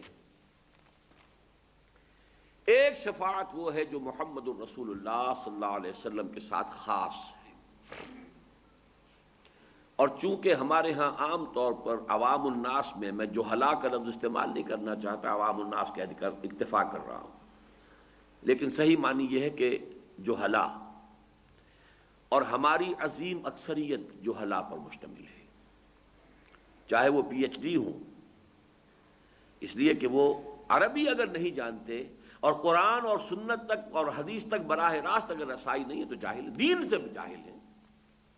دنیا کے عالم ہے، کیمسٹری میں پی ایچ ڈی ہے، ڈاکٹریٹ کی ہے، فزکس میں کی ہے، کمپیوٹر سائنس میں کر لی ہے، کسی اور میں کر لی ہے، ایم بی اے کر لیا ہے، چارٹرڈ اکاؤنٹنٹ بن گئے ہیں، جو بھی ہے کر لیا آپ نے، لیکن یہ کہ ادھر سے تو جاہل ہیں۔ ان جہلا میں سب سے زیادہ جو تصور گمراہ کل پیدا ہوا ہے وہ حضور کی شفاعت کبریٰ اور شفاعت عظمیٰ کے بارے میں۔ تصور یہ ہے کہ حضور تو اپنی پوری امت کو بس شفاعت کر کے اور اللہ کے ہاں عذاب سے اور پکڑ سے اور حساب سے بچا لیں گے۔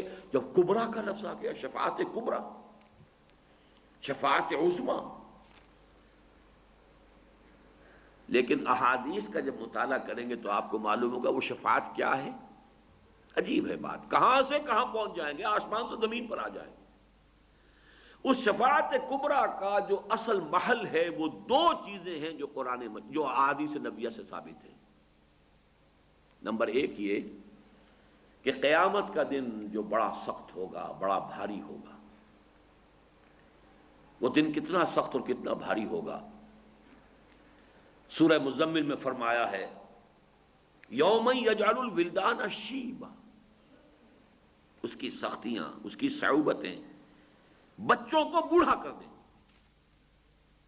یوم یجعل الولدان شیبا السماء منفطر به کان وعدہ مفعولا، آسمان اس دن سے گویا کہ پھٹا پڑ رہا ہے۔ ایک ایسی چیز ہے جو کہیں پر کسی جگہ پر ہو اور اس کے بوجھ سے وہ شے پھٹی جا رہی ہے، وہ قیامت کا دن جو ہے گویا کہ آسمانوں میں ثقلت فی السماوات والارض، وہ تو آسمان اور زمین کے اندر موجود ہے، وہ قیامت ان بلٹ ہے اور اس کی وجہ سے وہ پھٹنے کو ہے۔ اور وہ دن کیسا ہوگا؟ یوم یجعل الولدان شیبا۔ اسی کو سورہ مدثر، میں نے صرف یہ دو صورتیں جو ایک جوڑے کی ہیں انہی کے حوالے اس وقت دے رہا ہوں۔ ذالک یومئذ یوم عسیر علی الکافرین غیر یسیر فَإِذَا نُقِرَ فِي النَّاقُورِ فَذَلِكَ يَوْمَئِذٍ يَوْمٌ عَسِيرٌ عَلَى الْكَافِرِينَ غَيْرُ يَسِيرٌ، بڑا سخت اور بڑا بھاری دن ہوگا۔ اب اس کی تفاصیل آتی ہیں، وہ جو آپ نے روایات میں سنا ہوگا، سورج سوا نیزے پر ہوگا اور سخت گرمی ہوگی، اور سخت جو ہے وہ اس وقت لوگوں کے اوپر جو ابتلا کا وقت ہوگا، اور ابھی ہیئرنگ سٹارٹ نہیں ہو رہی۔ یہ ججمنٹ کا ہے نا، یوم الدین ہے، جزا و سزا کے فیصلے کا دن ہے، عدالت لگی ہوئی ہے، کھڑے ہیں انسان، فوج در فوج کھڑے ہیں، لیکن یہ کہ دیر ہو رہی ہے، تاخیر ہو رہی ہے، ججمنٹ شروع نہیں ہو رہی، ہیئرنگ شروع نہیں ہو رہی۔ اس سختی میں لوگ آئیں گے کہ سفارش کیجئے کہ معاملہ جلدی شروع ہو جائے۔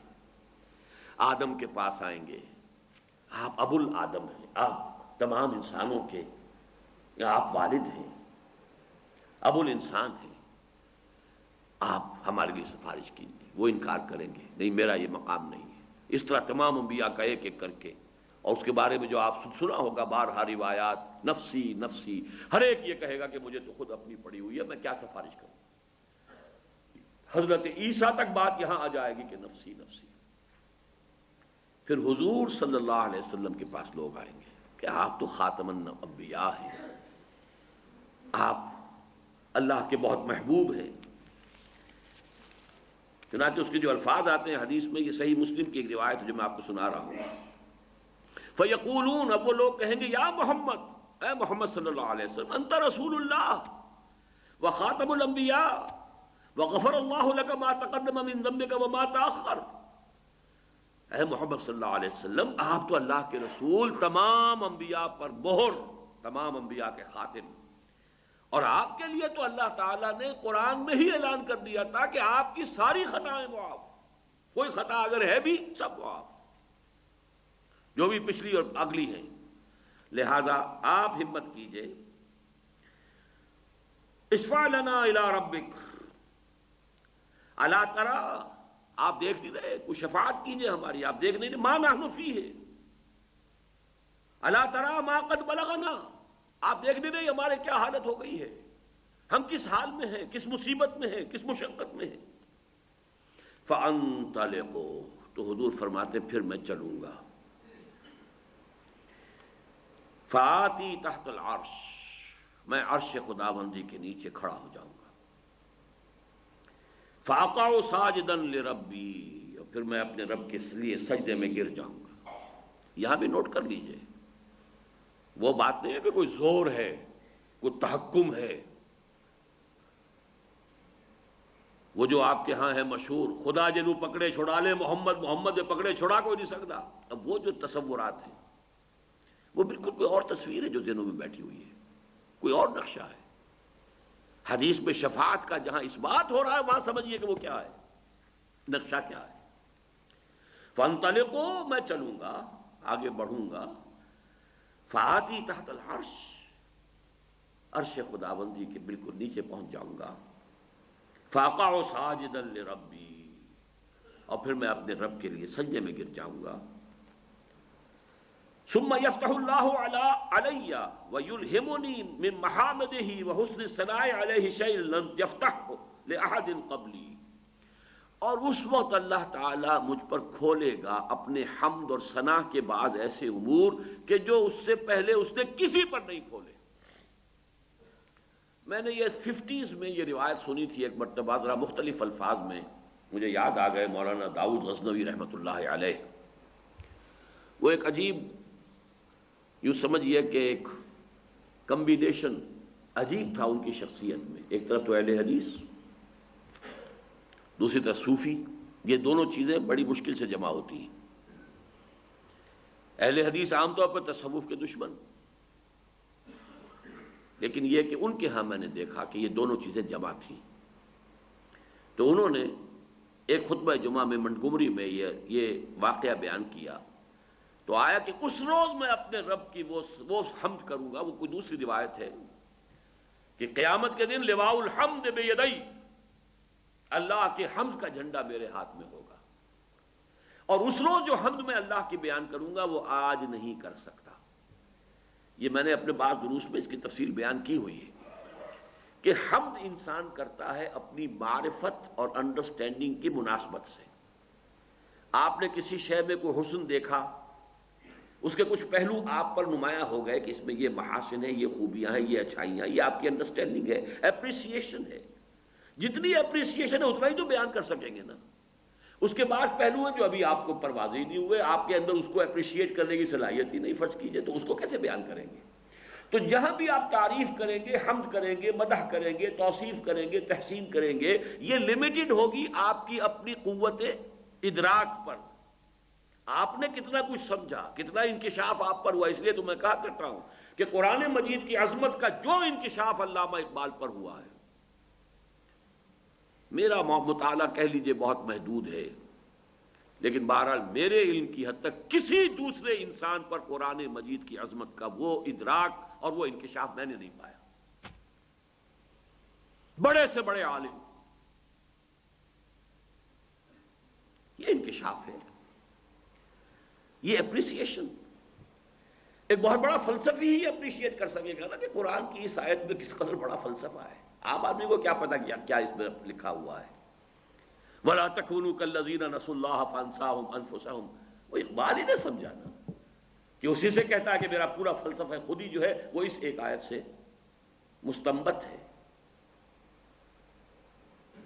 جس کو فلسفہ وجود کی کبھی ہوا بھی نہیں لگی، اسے پتہ ہی نہیں کہ وجود کا مسئلہ کیا ہے، اسے کیا پتا هو الاول والآخر والظاہر والباطن میں کیا سمندر ہے معرفت کا کہ جو مضمر ہے۔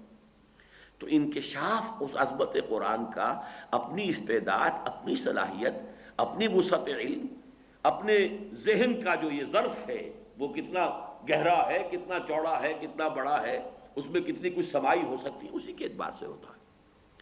تو اس حوالے سے حضور فرماتے اس روز جو میں حمد اللہ کی بیان کروں گا وہ آج نہیں کر سکتا، یعنی اس وقت اللہ تعالیٰ کی صفات کمال، اس کا جو مجھ پر انکشاف ہوگا اس دن، وہ آج مجھ پر نہیں ہے۔ حالانکہ آج بھی جتنا ہے ہم اس کا تصور نہیں کر سکتے۔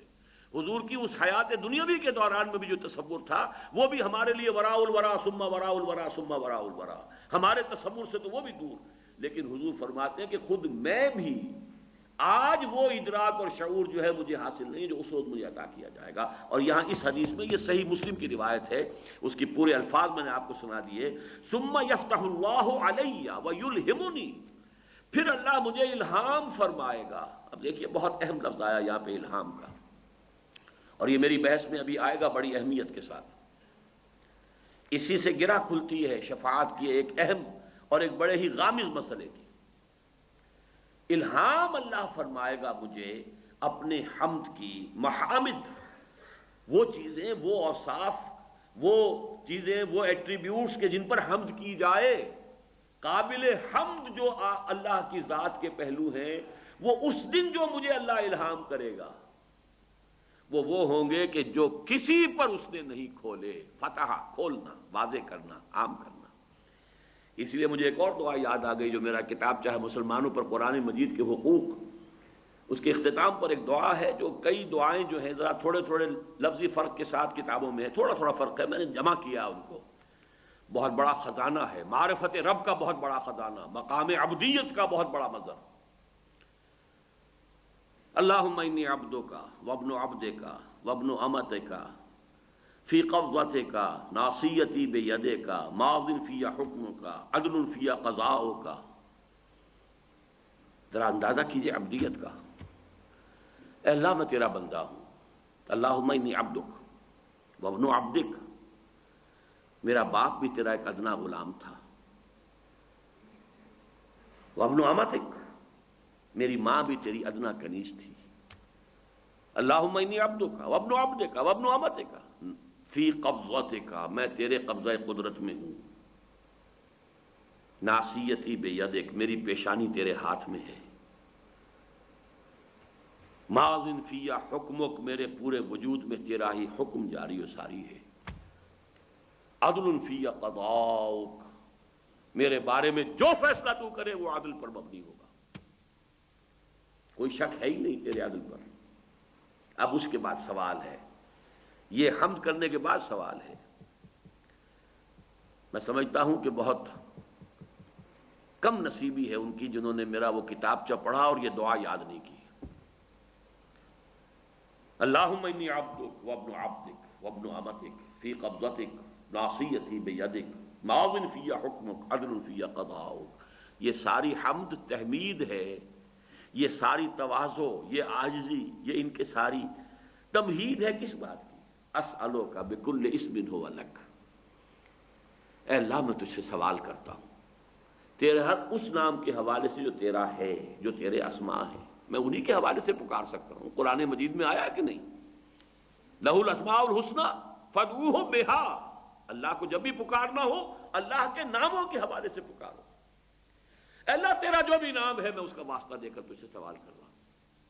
اسألوک بکل اسم ہو لک سمیت بہ نفسک، جس سے تو نے اپنے آپ کو موسوم کیا، خود اپنے لیے وہ نام اختیار کیا، او انزلتہ فی کتابک، یا وہ نام تو نے اپنی کسی کتاب میں نازل فرمایا، او علمتہ احدا من خلقک، یا وہ نام جو تو نے اپنے بندوں میں سے کسی کو کبھی سکھایا، او استأثرت بہ فی مکنون العلم عندک، اور اے اللہ وہ نام بھی جو تو نے ابھی اپنے پاس خزانہ غیب کے اندر رکھے ہوئے ہیں میں اس کا بھی واسطہ دے رہا ہوں، یعنی تیرے وہ نام بھی ہیں جو تو نے کسی کو ابھی تک نہیں بتائے۔ یہ محمد رسول اللہ کی دعا ہے۔ اسألوک بکل اسم ہو لک سمیت بہ نفسک او علمتہ احدا من خلقک او انزلتہ فی کتابک او استأثرت بہ، جسے تو نے محبوب بنا کر اپنے پاس ہی چھپا کر رکھا ہوا ہے، تیرا وہ نام بھی ہے۔ اب استأثرت بہ فی مکنون الغیب عندک، غیب کا جو چھپا ہوا خزانہ ہے جو خاص تیرے پاس ہے، اور تو نے وہ نام ابھی اپنے ہی پاس اسی خزانے میں رکھا ہوا چھپا کر، میں اس کا بھی واسطہ دیتا ہوں۔ ان تجعل القرآن ربیع قلبی، مانگا کیا ہے؟ دولت نہیں مانگی، اولاد نہیں مانگی، کیا مانگا ہے؟ ان تجعل القرآن ربیع قلبی، اس قرآن کو میرے دل کی بہار بنا دے، ونور صدری، میرے سینے کا نور بنا دے، وجلاء حزنی، میرے غم اور رنج کا مداوا بنا دے، وذہاب ہمی وغمی، اور میرے ہموم اور تفکرات کا مداوا بنا دے اس قرآن۔ یہ دعا مجھے کیوں یاد آ گئی؟ اب استاثرت بہ فی مکنون الغیب عندک، اے اللہ تیرے وہ نام بھی جو تو نے ابھی اپنے پاس چھپا کر رکھے ہوئے ہیں خزانہ غیب میں ان کا بھی واسطہ دے رہا ہوں۔ حضور فرماتے اس روز وہ خزانہ غیب بھی مجھ پر کھول دیا جائے گا۔ فرمایا ثم یفتح اللہ علی ویلہمنی، پھر اللہ کھول دے گا مجھ پر اور الہام فرما دے گا مجھے، من محامدہ وحسن الثناء علیہ شیئا لم یفتحہ لأحد قبلی، وہ تمام خزانے جو اللہ نے مجھ سے پہلے کسی پر نہیں کھولے ہوں گے وہ اس وقت مجھ پر کھول دیے جائیں گے۔ ثم یقال یا محمد، اب جب یہ سب کچھ ہو جائے گا تو کہا جائے گا، پکارا جائے گا۔ اب ذرا یہ بھی نوٹ کیجئے، یہ نہیں کہا کہ اللہ کہے گا، یقال، گر حفظ مراتب نہ کنی زندیقی، مراتب کا لحاظ اگر نہ ہو، ابن عربی کا وہ شعر جو میرے بعد دروس میں آیا ہوگا، اب یہ چیزیں پھر آ رہی ہیں، بہرحال وہی آئیں گی، بار بار آئیں گی۔ الرب رب وَإِن تنزل والعبد عبد وَإِن ترقى، رب رب ہی ہے چاہے کتنا ہی نیچے آ جائے، چاہے سمائے دنیا پر آ جائے، پہلے آسمان پر آتا ہے کہ نہیں آتا؟ حدیث میں ہے کہ نہیں؟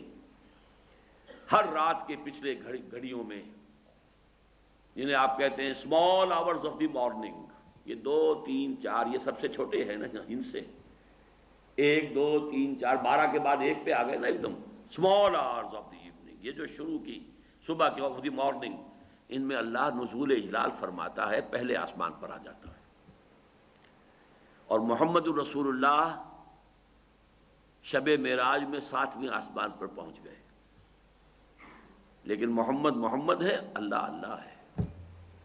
الرب رب وَإِن تنزل، رب رب ہی ہے چاہے کتنا ہی نیچے آ جائے، کتنا ہی نزول فرما لے، والعبد عبد وَإِن ترقى، بندہ بندہ ہی رہے گا چاہے کتنا ہی ترقی کر لے اور کتنے ہی اونچے مقام پر پہنچ جائے۔ وہ حفظ مراتب یہاں پر نوٹ کیجئے، کہا جائے گا ثم یقال، پھر کہا جائے گا، کوئی کہنے والا کہے گا، کوئی پکارے گا، جیسے درباروں کے اندر ہوتے ہیں، وہ اعلان کرنے والے کچھ اور ہوتے ہیں۔ ثم یقال یا محمد ارفع رأسک سل تعطى اشفع تشفع، اس وقت مجھ سے کہا جائے گا اے محمد صلی اللہ علیہ وسلم اپنا سر اٹھاؤ، سجدے میں پڑے ہوئے ہیں، یہ ساری حمد و ثنا تو سجدے میں کر رہے ہیں۔ ارفع رأسک، اپنا سر اٹھاؤ، سل اور مانگو، تو تمہیں عطا کیا جائے گا، وشفع، کرو جو سفارش کرنی ہے، تشفع تشفع، تمہاری شفاعت قبول کی جائے گی۔ فارفع راسی فاقول، اس کے بعد میں اپنا سر اٹھاؤں گا اور کہوں گا۔ یہاں تک کا پورا نقشہ میں نے آپ کے سامنے بیان کر دیا حدیث کے الفاظ میں۔ اب یہ شفاعتیں 2 ہوں گی، جسے شفاعت کبریٰ کہا گیا وہ کیا ہوگی؟ جس کو کہا گیا ہے ہمارے ہاں، وہ شفاعت کبریٰ کیا ہوگی؟ اللہ تعالی کی طرف سے وہ جو تاخیر ہو رہی تھی حساب کتاب کی، وہ ختم ہو جائے، حساب شروع ہو جائے، یہ ہے شفاعت کبریٰ۔ اور دوسری شفاعت کبریٰ کیا ہوگی؟ کہا جائے گا کہ میں کہوں گا یا رب امتی امتی، پروردگار مجھے اپنی امت کی فکر ہے، پروردگار مجھے اپنی امت کی فکر ہے۔ فیقال یا محمد تو کہا جائے گا اے محمد صلی اللہ علیہ وسلم ادخل الجنت من امتک، اپنی امت میں سے جنت میں داخل کر دو من لا حساب علیہ من الباب الایمن من ابواب الجنہ، ان لوگوں کو جن کے ذمے کوئی حساب نہیں ہے۔ یہ کون لوگ ہیں جن کے ذمے کوئی حساب نہیں ہے؟ جنت کے داہنے دروازے سے ان لوگوں کو لے جاؤ، داخل کر دو جن پر کوئی حساب نہیں۔ یہ دوسری احادیث سے معلوم ہوتا ہے، بعض احادیث میں تو 70,000 کا عدد آیا ہے، میری امت میں سے 70,000 لوگ ایسے ہوں گے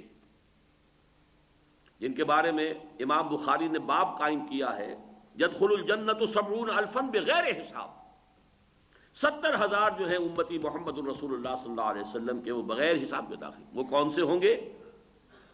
وہ لوگ ہوں گے جس کے بارے میں فرمایا لا یکتبون ولا یسترقون ولا یتطیرون وعلی ربہم یتوکلون۔ وہ تیری امت کے لوگ اے محمد صلی اللہ علیہ وسلم جو خالص متوکل تھے اللہ پر،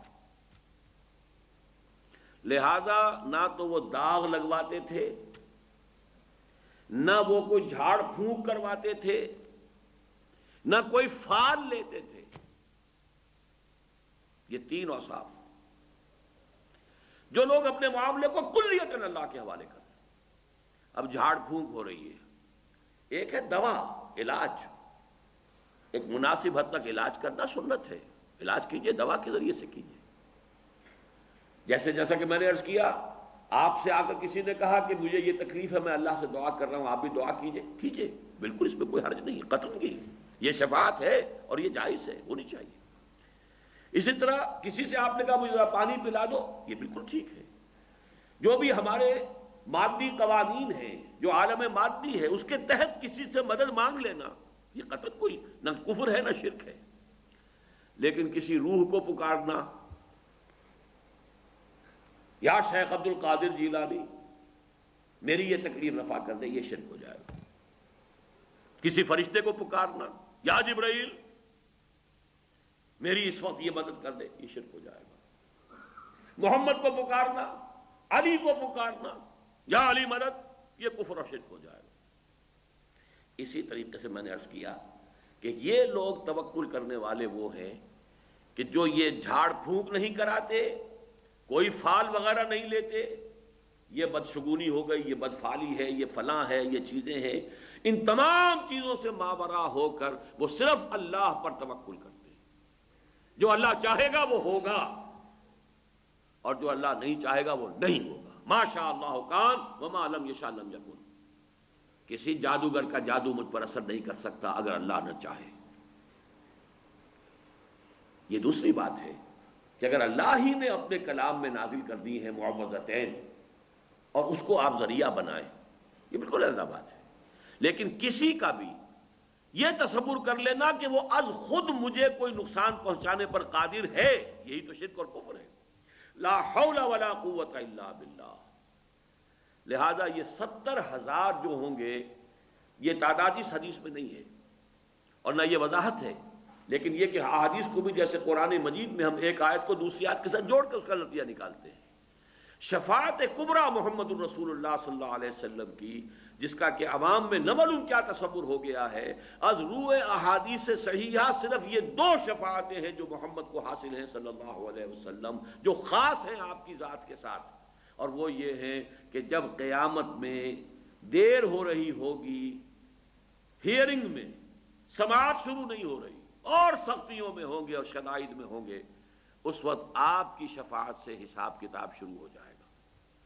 اور نمبر 2، آپ کو دیکھ کہہ دیا جائے گا اپنی امت کے ان لوگوں کو لے کر فوراً ان لوگوں کو داخل کر دیجئے، ابھی یہ جو حساب کتاب ہونا ہے یہ بھی نہیں ہو، یہ سختی بھی ان کے لیے نہیں ہے۔ آپ کی امت کے وہ لوگ کہ جن پر کوئی حساب نہیں ہے، اور یہ وہ لوگ ہیں کہ جو نہ کہیں داغ لگواتے تھے، یہ بھی پرانے زمانے میں داغ لگا دینا، نشان لگا دینا، اس میں یہ کہ کچھ وہ معبودوں کا حوالہ بھی ہوتا تھا، کچھ اس سے وہ جو ہے قبائل کی شناخت بھی ہوتی تھی، مختلف تھا، اس سے بھی روکا۔ اور جھاڑ پھونک، اب جھاڑ پھونک کے اندر نوٹ کر لیجئے، جو چیز محمد رسول اللہ سے ثابت ہوگی وہ تو ہم کریں گے، لیکن اس سے آگے پھر جو عملیات ہمارے ہاں مشہور ہو گئی ہیں، فلاں عملیات اور فلاں عملیات، یہ تمام چیزیں جو ہے وہ اسی کھاتے میں آ جائیں گی۔ وہ متوکلون جن کے بارے میں فرمایا گیا ہے کہ وہ جائیں گے جنت کے اندر بغیر حساب، ان کے تین ہیں: لا یکتبون ولا یسترقون ولا یتطیرون وعلی ربہم یتوکلون، اور وہ صرف اپنے رب پر توکل کریں گے، اپنے معاملے کو فوض امری اللہ ان اللہ بصیر بالعباد، اللہ کے حوالے کر دیں گے کہ اللہ تعالیٰ ہی میرے تمام حالات کو جانتا ہے، دیکھ رہا ہے۔ سپردم بتو مایہ خیشرا تو دانی حساب کم و بیشرا۔ تو دو چیزیں ہوئیں کہ جو حضور صلی اللہ علیہ وسلم کے ساتھ خاص ہوئی، اور یہ وہ ہیں جن کے معتزلہ بھی قائل ہیں۔ میں نے بتایا تھا کہ شفاعت بالکل منکر خوارج، معتزلہ ان دو کے وہ بھی قائل ہیں، اہل سنت تو قائل ہیں ہی۔ تیسری شفاعت وہ ہے کہ جس کے معتزلہ سرے سے منکر ہیں اور خوارج تو ہے ہی، لیکن اہل سنت کے نزدیک وہ ثابت ہے۔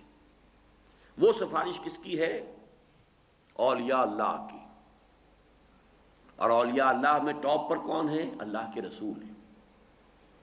پھر کون ہیں؟ اللہ کے نبی۔ پھر کون ہیں؟ صدیقین، شہداء، صالحین، صلحاء، اتقیاء، یہ سب کے سب صالحین مومنین، تمام اہل ایمان، یہ بھی سفارش کریں گے۔ یہ سفارش کون سی ہوگی؟ اس سفارش کے لیے میں نے پہلے جو مثال دی تھی کہ جیسے آپ کہتے ہیں اللہ مجھے معاف فرما دے، کوئی اور بھی شامل کر دے اپنی بات، اللہ اس کو معاف فرما دے، بغیر اس کے کہ یہ تصور ہو کہ اللہ پر کسی کا زور ہے، بغیر اس کے کہ کوئی تصور ہو کہ اللہ کسی کی بات ماننے پر مجبور ہے، بغیر اس کے کہ کوئی یہ تصور ہو کہ یہ اللہ کا نائب ہے اس لیے مختار ہے، اختیار رکھتا ہے، بغیر اس کے کہ یہ تصور ہو کہ یہ اللہ کا ولی ہے، لاڈلا ہے، اور اللہ اس کی بات جو ہے وہ ہرگز نہیں ٹالے گا، نہیں۔ وَقُلِ الْحَمْدُ لِلَّهِ الَّذِي لَمْ يَتَّخِذْ وَلَدًا وَلَمْ يَكُنْ لَهُ شَرِيكٌ فِي الْمُلْكِ وَلَمْ يَكُنْ لَهُ وَلِيٌّ مِّنَ الذُّلِّ وَكَبِّرْهُ تَكْبِيرًا۔ اس کی تکبیر کرو، اسے بڑا کرو، ان تمام چھوٹائیوں سے اسے بلند رکھو اپنے ذہن کے اندر۔ یہ تمام چیزیں جو ہے یہ تمہاری ذات کے ساتھ ہے کہ تم اپنی کسی دوست کی بات ماننے پر مجبور ہوتے ہو، اللہ کسی کی بات ماننے پہ مجبور نہیں، معاذ اللہ ثم معاذ اللہ۔ یہ شفاعت جو ہے اس کے بارے میں اب صرف دو باتیں مجھے عرض کرنی ہے مزید۔ پہلی تو یہ کہ یہ شفاعت کفار کے لیے نہیں ہے، انبیاء کو بھی اجازت نہیں ہوئی کہ کافروں کے لیے شفاعت کریں۔ قرآن مجید میں صراحت سے مذکور ہے، حضرت ابراہیم کو اپنے باپ کے لیے بھی اجازت نہیں۔ احادیث میں موجود ہے کہ حضور فرماتے ہیں میں نے اپنی والدہ کے لیے استغفار، مغفرت کی اجازت چاہیے، اللہ اجازت دے کہ میں اپنی والدہ کے لیے استغفار کر سکوں، اجازت نہیں ملی مجھے۔ پھر میں نے اجازت طلب کی کہ میں ان کی قبر کی زیارت کر سکوں، اس کی اجازت مل گئی۔ احادیث صریحہ میں موجود ہے۔ جن کی جان کفر میں گئی ہے، جو کسی شریف شرک میں مبتلا ہو، ان کے لیے شفاعت کوئی نہیں، نفی اس کو ذہن میں رکھیے مطلقاً، احادیث میں بعد میں آپ کو سناؤں گا۔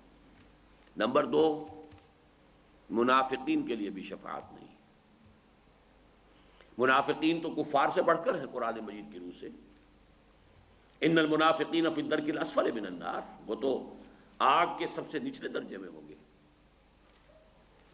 قرآن مجید میں دو آیتیں تو بہت ہی کلیئر ہیں، اکثر جو حضرات میرے دروس میں شرکت کرتے ہیں انہیں یاد ہوں گی، ازبر ہوں گی۔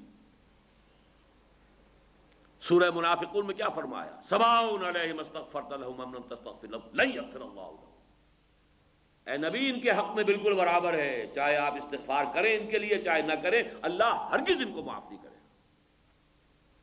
اور اس سے بھی زیادہ سخت، استغفر لہم او لا تستغفر لہم ان تستغفر لہم 70 مرۃ لن یغفر اللہ لہم۔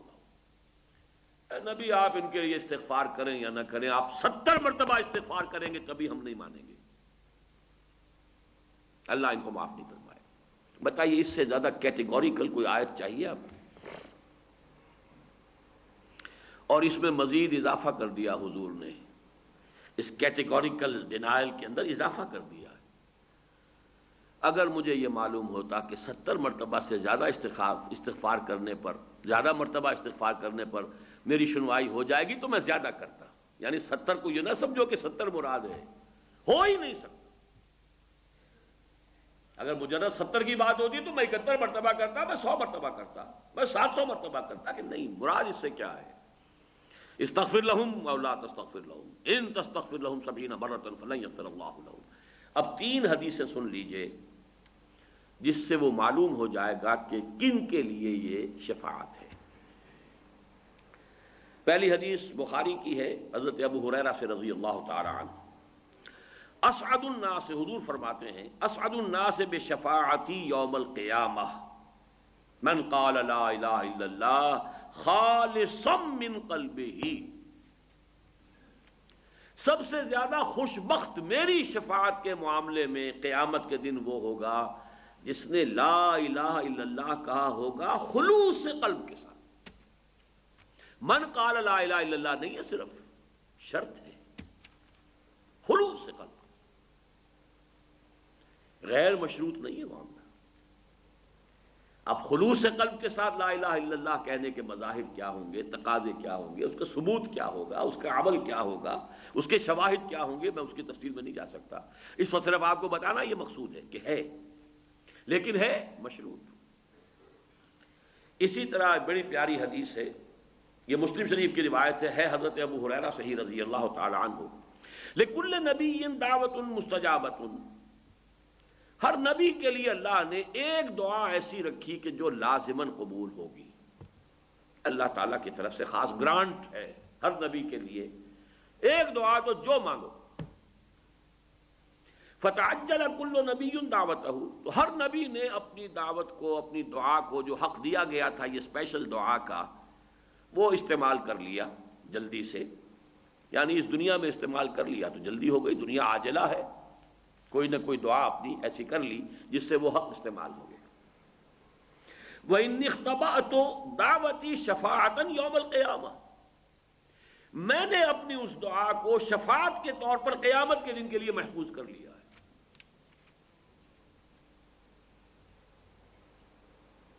کتنا حوصلہ افزا معاملہ ہے، کتنا امید افزا، لیکن آگے شرط آ رہی ہے، فَهِيَ نَائِلَةٌ إِن شَاءَ اللَّهُ تَعَالَى مَن مَّاتَ مِنْ أُمَّتِي لَا يُشْرِكُ بِاللَّهِ شَيْئًا۔ وہ میری شفاعت، اور یہاں بھی انشاءاللہ وہ میری شفاعت، وہ دعا اللہ نے گرانٹ کی ہوئی ہے پہلے سے، وہ دعا جو میں نے رکھ لی ہے کہ شفاعت کے لیے استعمال کروں گا قیامت کے دن اپنی امت کے لیے، وہ انشاءاللہ میری یہ دعا اس شخص کے حق میں ثابت ہو جائے گی، مفید ہو جائے گی جو مرا ہو اس حال میں کہ اس نے اللہ کے ساتھ شرک نہ کیا۔ اب یہاں شرک کس کس کو کہتے ہیں؟ شرک صرف بت پرستی کا نام ہے؟ شرک صرف بتوں کو سجدہ کرنے کا نام ہے؟ یا جھنڈے کی سلامی بھی شرک ہے؟ یا قومی ترانے میں کھڑا ہونا بھی شرک ہے؟ اس کا سمجھنا ذرا باریک بات ہے۔ شرک نے ہمیشہ بھیس بدلے ہیں، ہمیشہ بھیس بدلے، ہر دور میں نئی صورت میں آیا ہے۔ آج کا سب سے بڑا شرک انسانی حاکمیت کا شرک، ان الحکم الا للہ لا یشرک فی حکمہ احدا، نہیں ہم سب شریک ہیں، اللہ تیری حاکمیت میں شریک ہے، بلکہ تجھ سے بڑے حاکم ہے، تیرا حکم نیچے، ہماری مرضی اوپر۔ تو شرک پر تو میرے پھر 6 لیکچر سنیے، کبھی ہیں 20 سال پرانے، کبھی مجھے بھی خواہش ہوتی ہے کبھی میں بھی سنوں ان کو، لیکن یہ کہ میں نے الحمدللہ کہ اس کے مختلف پہلوؤں کو واضح کیا ہے۔ شرک فی الذات، شرک فی الصفات، شرک فی الحقوق، ان 3 اعتبارات سے 6 گھنٹے کے لیکچر سے۔ ایک شرک وہ بھی ہے، ذرا غریبانوں میں جھانکیے، کون اس سے بچا ہوگا؟ تعس عبد الدینار و عبد الدرہم، ہلاک ہو جائے درہم و دینار کا بندہ، اس کا معبود دولت ہے، حلال اور حرام کی تمیز نہیں ہے، دولت ہونی چاہیے۔ کون ہے معبود؟ دولت۔ عبد الدینار ہیں، یہ نام ان کا عبد الرحمن ہے، حقیقت میں عبد الدینار ہے، جسے دینار کے لیے دینار سے اتنی محبت ہے کہ نہ حلال کا خیال ہے نہ حرام سے کوئی اجتناب ہے۔ بہرحال شرط ہے، مشروط ہے، اس کے سوا وہ شفاعت کام نہیں آئے گی، چاہے وہ انبیاء ہو، رسول ہو، کوئی بھی ہو، صلحاء ہو، اتقیاء ہو۔ تیسری حدیث یہ سنن کی ہے، یہ صحیحین میں نہیں ہے، اور یہ حضرت عوف ابن مالک سے ہے رضی اللہ تعالی عنہ۔ اتانی آتم من ربی، حضور فرما رہے ہیں، یہ آپ اپنا کوئی تجربہ، کوئی روحانی تجربہ بیان فرما رہے ہیں، کوئی عالم غیب سے جو آپ کے معاملات ہوتے تھے۔ میرے پاس آیا ایک آنے والا میرے رب کی جانب سے، ایک آنے والا میرے پاس آیا اللہ کی طرف سے، اللہ کا کوئی فرشتہ۔ اتانی آتم من ربی فخیرنی، اور اس نے مجھے ایک اختیار دیا، ان یدخل نصف امتی الجنت۔ دو باتیں ہیں اے محمد، اللہ کی طرف سے آپ کو یہ اختیار دیا جا رہا ہے، اور یہ پیغام میں پہنچا رہا ہوں، آپ کو اختیار ہے، یا تو آپ اپنی آدھی امت کے جنت میں داخل ہونے کی ضمانت لے لیجئے، ان یدخل نصف امتی الجنہ، اور دوسرا آپشن کیا ہے، وبین الشفاعت ہے، اور یہ کہ دوسرا یہ ہے کہ شفاعت کریں قیامت کے دن۔ یہیں پر آپ کہتے ہیں تو ہاف گرانٹیڈ، آدھی امت آپ کی جو ہے اس کی مغفرت جو ہے وہ ہم کر دیتے ہیں، اور ایک یہ ہے کہ آپ قیامت کے دن کے لیے اپنی شفاعت کو محفوظ رکھیں۔ فاخترت الشفاعہ، میں نے شفاعت کو قبول کر لیا، اختیار کیا، میں نے یہ آپشن قبول کیا۔ وہیا، لیکن یہ نوٹ کر لو، وہیا، اور یہ شفاعت اب ہے کس کے لیے، کس کے حق میں مفید، لمن مات ولم یشرک باللہ شیئا، اس شخص کے لیے کہ جس کی موت واقع ہوئی ہو اور اس نے اللہ کے ساتھ شرک نہ کیا۔ اب آخری نقطہ نوٹ کیجئے کہ قیامت کے دن جب یہ شفاعت ہوگی تو اس کا نقشہ کیا ہوگا اور کیوں ہوگی۔ پہلی بات تو یہ سمجھنی چاہیے۔ دیکھیے، اس شفاعت کا صرف ایک فائدہ ہے اور ایک ہی مقصد ہے، اللہ اپنے بندوں کے قدر افزائی کے لیے جب تمام نوع انسانی جمع ہوگی، سب کے سامنے آ جائے ہو از ہو، اللہ اپنے بندوں میں سے اولیاء، صلحاء، اتقیاء، انبیاء، رسل، ان کی کیا قدر و منزلت ہے، اس کے ظہور کا ایک ذریعہ اس شفاعت کو بنائے گا۔ لیکن شفاعت ہوگی اس کس کی، کون کرے گا، جسے اجازت ملے، کس کے لیے، جس کے لیے اجازت ہو۔ اب آپ ذرا نوٹ کیجئے کہ اگر تو یہ ہو کھلم کھلا، اگر ہم جو بھی ہمارا تصور ہے مادی طور پر عدالت لگی ہوئی ہے، وہ جو کبھی میر خسرو نے کہا تھا کہ خدا خود میر محفل بود اندر لامکا خسرو، محمد شمع محفل بود شب جائے کہ من بودم، کوئی لامکاں کی محفل ایسی ہے، سمجھ لیجئے صدر جو ہے میر محفل اللہ تعالیٰ ہے، عدالت لگی ہوئی ہے، لامکاں ہے، وہ کسی سپیس، ٹائم اینڈ سپیس میں نہیں ہے ورا، بیونڈ ٹائم اینڈ سپیس۔ خدا خود میر محفل بود اندر لامکاں خسرو، محمد شمع محفل بود۔ اب اس کا تصور کیجئے، خدا میر محفل ہے، عدالت لگی ہوئی ہے، مقدمات چل رہے ہیں، اگر اب آپ کہیں کہ کسی کے بارے میں ہاں اے محمد آپ کر سکتے ہیں، اس کے بارے میں شفاعت آپ کر سکتے ہیں، تو وہ مقصد تو فوت ہو گیا، پھر ان کی قدر افزائی کیا ہوئی؟ وہ تو معلوم ہوا کہ سب کچھ اللہ کی اجازت سے کیا ہے، جس کے لیے اللہ کی پہلے سے مرضی ہے اس کے لیے کہا گیا ہے، لہذا یہ سب کچھ اس طور سے نہیں ہوگا جو ہم اپنے عالمی مادی تصورات کے تحت جس کا تصور کر سکتے ہیں۔ اس کے لیے میں نے کہا تھا وہ لفظ جو حدیث میں یلہمنی، یہ ہوگا اس وقت بھی خفیہ، الہام ہوگا، لوگوں کو معلوم نہیں ہوگا کہ اس پرٹیکولر پرسن کے لیے محمد الرسول اللہ کی شفاعت کی اجازت ہو گئی ہے۔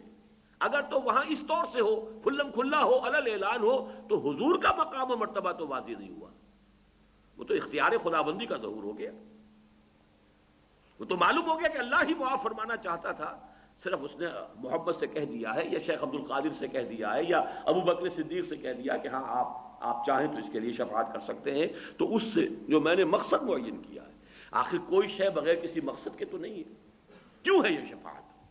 اس کو پہلے میں نے معین کیا ہے تاکہ اللہ اپنے مقربین بارگاہ کی جو قدر و منزلت ہے، جو ان کا مقام ہے، اس کو واضح کر دے، سب لوگوں پر کھل جائے، ہو از ہو، کس کا کیا رتبہ ہے۔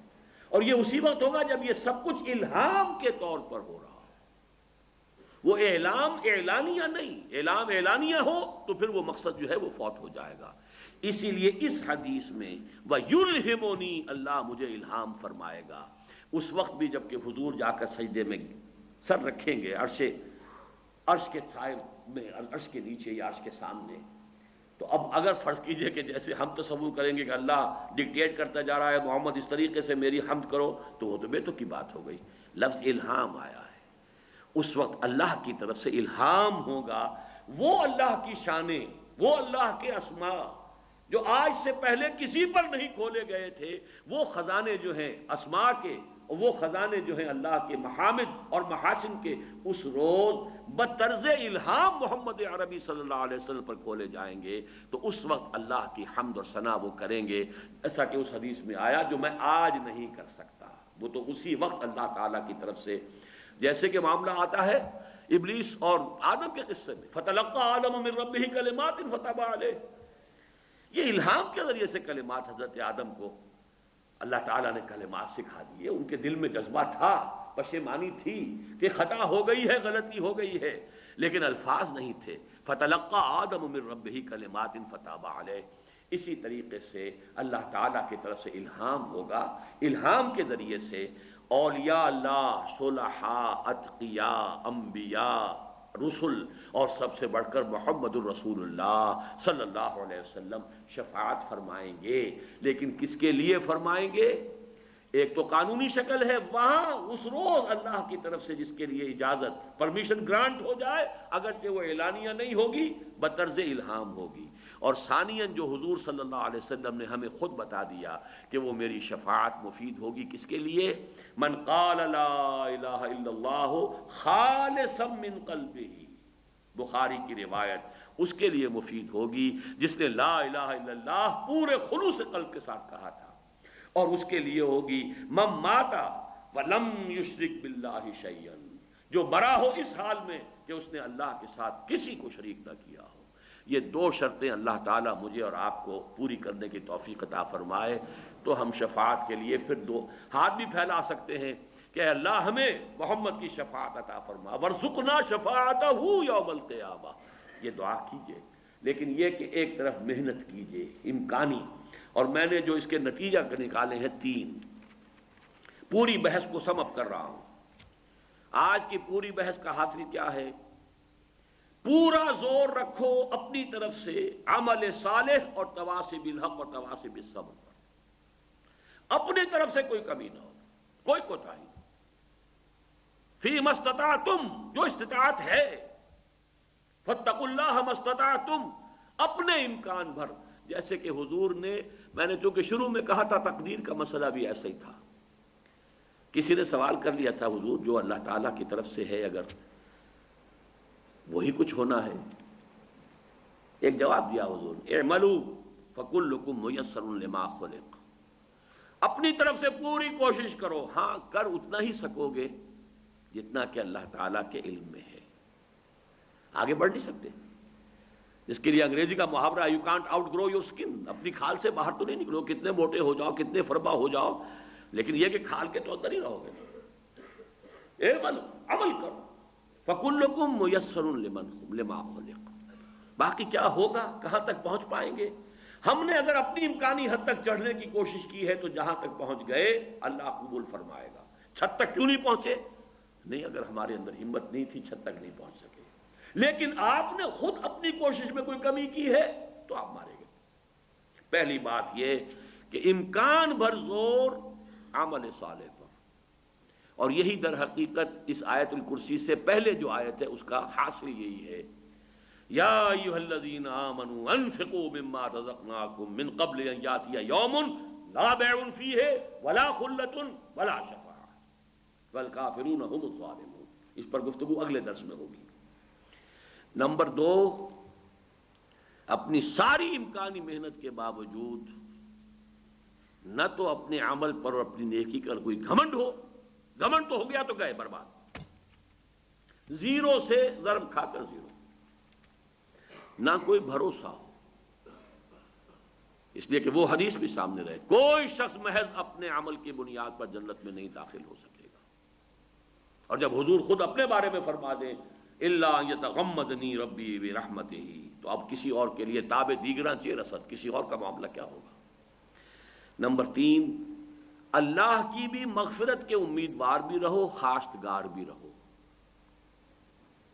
اور اولیاء اللہ، انبیاء، صلحاء، اتقیاء، ملائکہ کے بارے میں قرآن مجید میں بار بار آتا ہے کہ استغفار کرتے رہتے ہیں اہل ایمان کے لیے، اے اللہ ان کو بخش دے، تو وہ تو شفاعت اب بھی کر رہے ہیں، وہ شفاعت تو ہو رہی ہے، ان سب کی شفاعت کے امیدوار رہو، لیکن کسی کے سامنے کسی کا نام لے کر درخواست کبھی نہ کرنا، وہ شرک ہو جائے گا۔